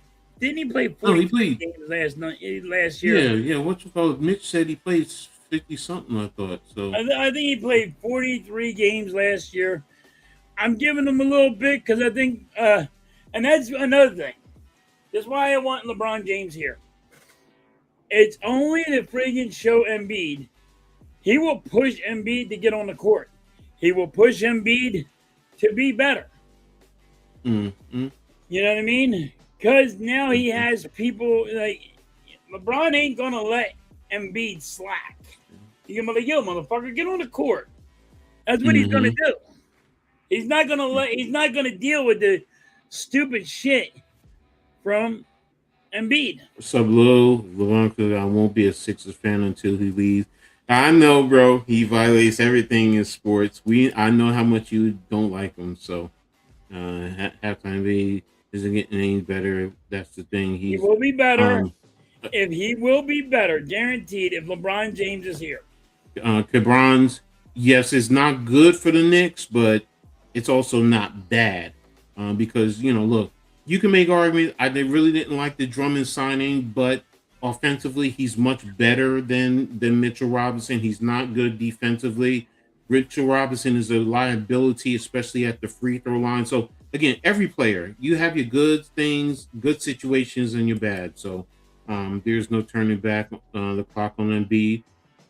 Well, I somebody has that magic fountain of youth juice, so you don't get worried about Embiid this year. LeBron constantly sits out games and is the biggest diva in sports. You guys talk about him in a way that is completely disconnected from reality. Okay. And I'm just going to sit back and watch the shit go down and watch the Look, bro. I'm not Lou. You know I'm not a Sixers fan. What does my son say? So look, the shit go down. We all said it. Going to the Celtics. Embiid can be MVP again. If we sign Bugs Bunny, hopefully he brings secret stuff. Yeah. All right. Halftime. What do you got? Are you streaming the Phillies game tonight? Yeah, I am streaming the Phillies game. Okay, what time is that one? And that is 6:10. All right. What about tomorrow? I'm gonna try. Okay, so I'm gonna try. I don't know. I can listen. I got to deal with Mrs. Halftime and the kids. I don't know what I'm doing. I never know my plans. Nah, I get you, bro. I get you. We're a fly-by-night family. So I don't make Coach impress you besides just Sadura. Diawara did not impress me the first game. He didn't play a great game. Nickel did. Because he hit 6 3-pointers. He was 60% on 3-pointers, 6 for 10 overall. I mean, from 3, 6 for 11 overall.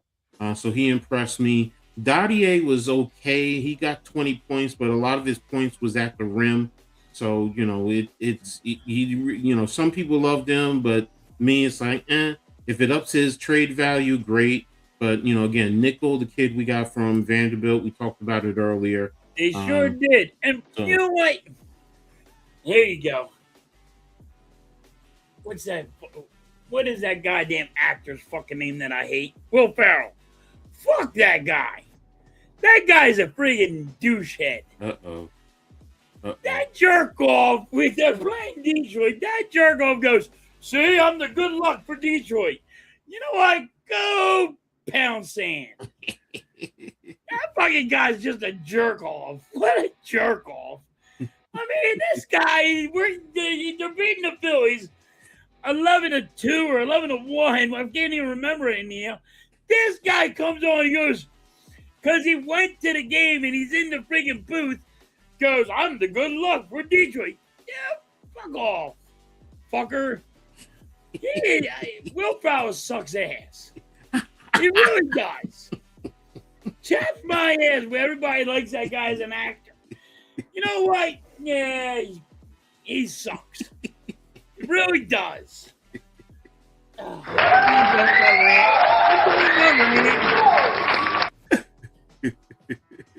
right, you said you're done. Okay. He can go pound. How many times a day do you think that says friggin'? Probably 100 times a day. So there you have it. So all right, so halftime is going to be streaming tonight. The Phillies game. Make sure you guys tap in. Tune in tomorrow on the Hardcore Sports Network. If you come back and rewatch this, make sure you hit the like button.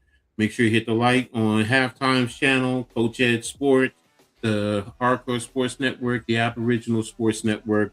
Really appreciate you guys. Thank you guys for always rocking with us. Go check out Mrs. Halftime's channel. She just put something new out there about her cancer and all. And it's actually a pretty good, cool one. Go on to Mrs. Halftime's channel and check her out. Do you have the link to the channel that we could put in the chat? I don't have the link. Hold on. Let me see if I can find it. Mrs. Halftime has a channel. Just go on to Mrs. Halftime YouTube. Yeah, I'm on YouTube right now. That's what I'm looking for. She had a good video. Guys, go check that out. See if I can get it. If she's Mrs. Halftime.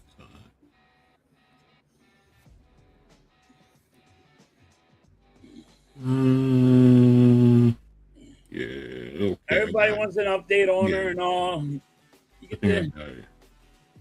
She's gonna start doing more stuff. Apparently, she got good news, so she was trying to show it up. And here is her link. I got it right here. Dang, there we go. Oops, there we go. Yeah, okay. Brain tumor is not showing anymore. The tumor's not showing anymore. So, like every 4 months, she is going to always have to be checked on because it always can come back. All right, Lou. Prayers to you and your niece, bro. So glad she's doing great, though. Glad to hear She's that. doing great, Lou. Philly's coming up. Okay, and there's the Phillies are coming up, Star Wars. But you guys go check out Halftime's channel. It was really cool. All right, her channel's there. I put it up in the chat. Halftime Lou says, if you ever need resources, my sister is a nurse at Jefferson and has a lot of info because it's her daughter, obviously. So there you go. You got a resource there. Great news. Let's hope she keeps fighting. There you go. So she has 2 more treatments of cancer. So let's hope everything just dies down. Put a clip up with a neurosurgeon, so she's going to do another one. Keep fighting, Mrs. Halftime.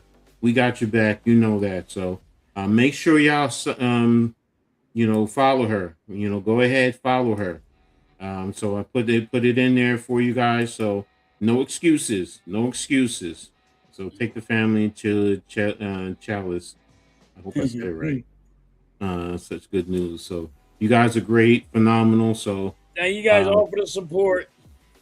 But we're gonna get ready to get up out of here. So again, halftime is later today.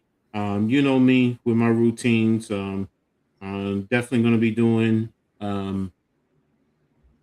reading Attack on Monday. Got some things I got to get off my chest. Tuesday got the W. Wednesday got basketball with the pick and roll, as well as with my brother with Heart of the City. So we got a lot of stuff. Yankees have drafted Hunter D's pitcher with the 31st pick. Okay. So thank you, Victor, for that update, man. Appreciate it. So thanks for the update. But with that, we're ready to get up out of here, man. Everybody have a great Saturday. Enjoy the weather. Stay cool. Be with family. Enjoy your time. Coach, do you do WNBA? Yeah, I do WNBA. I have a show Tuesday night.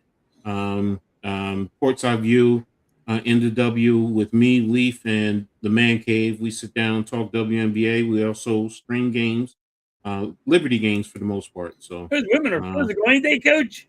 Those women basketball ones are physical, ain't they? Yeah, they're physical. Yeah, they get at it. I love the freaking pushing and the attitude. Yeah.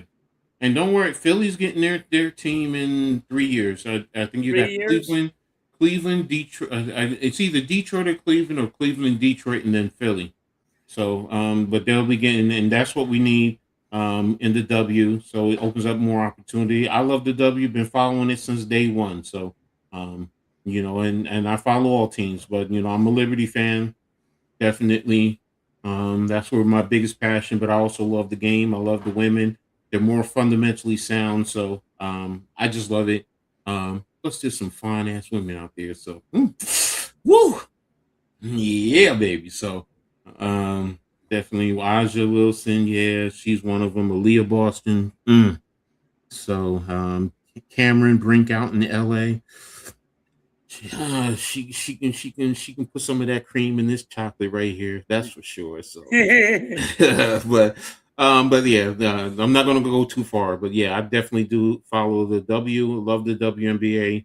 Love the game. I just see some of the fighting that's going on. I'm like, ooh, yeah, they get physical. Yeah, they get physical. So, they're trying to clean it up. More than the men do. It's like, they get physical. Yeah, they get physical. A lot of it stems from Caitlin Clark, where people want to attack Caitlin, and you have the goods, and she's a good player. She's not the end all be all, but that's another debate. You want more topics? Tap in Tuesday night with me, Man Cave, and Leaf. We're going to talk courtside in the W. It's going to be on the hardcore, the Aboriginal, as well as my channel. So, I also have my Liberty channel, New York Liberty Courtside with Coach Ed. So, if you want to watch Liberty content, that's where I'm going to be at. So, but with that being said, we're going to get ready to get up out of here. I got things I want to do. Got my granddaughter here, so I want to go chill with her for a minute before her mama come get her. So, but with that being said, everyone be safe. Have a great one, and we'll be back next week. So y'all have a good one. What do you always say before we get out of here halftime? Catch you guys on a rebound. Peace. Peace.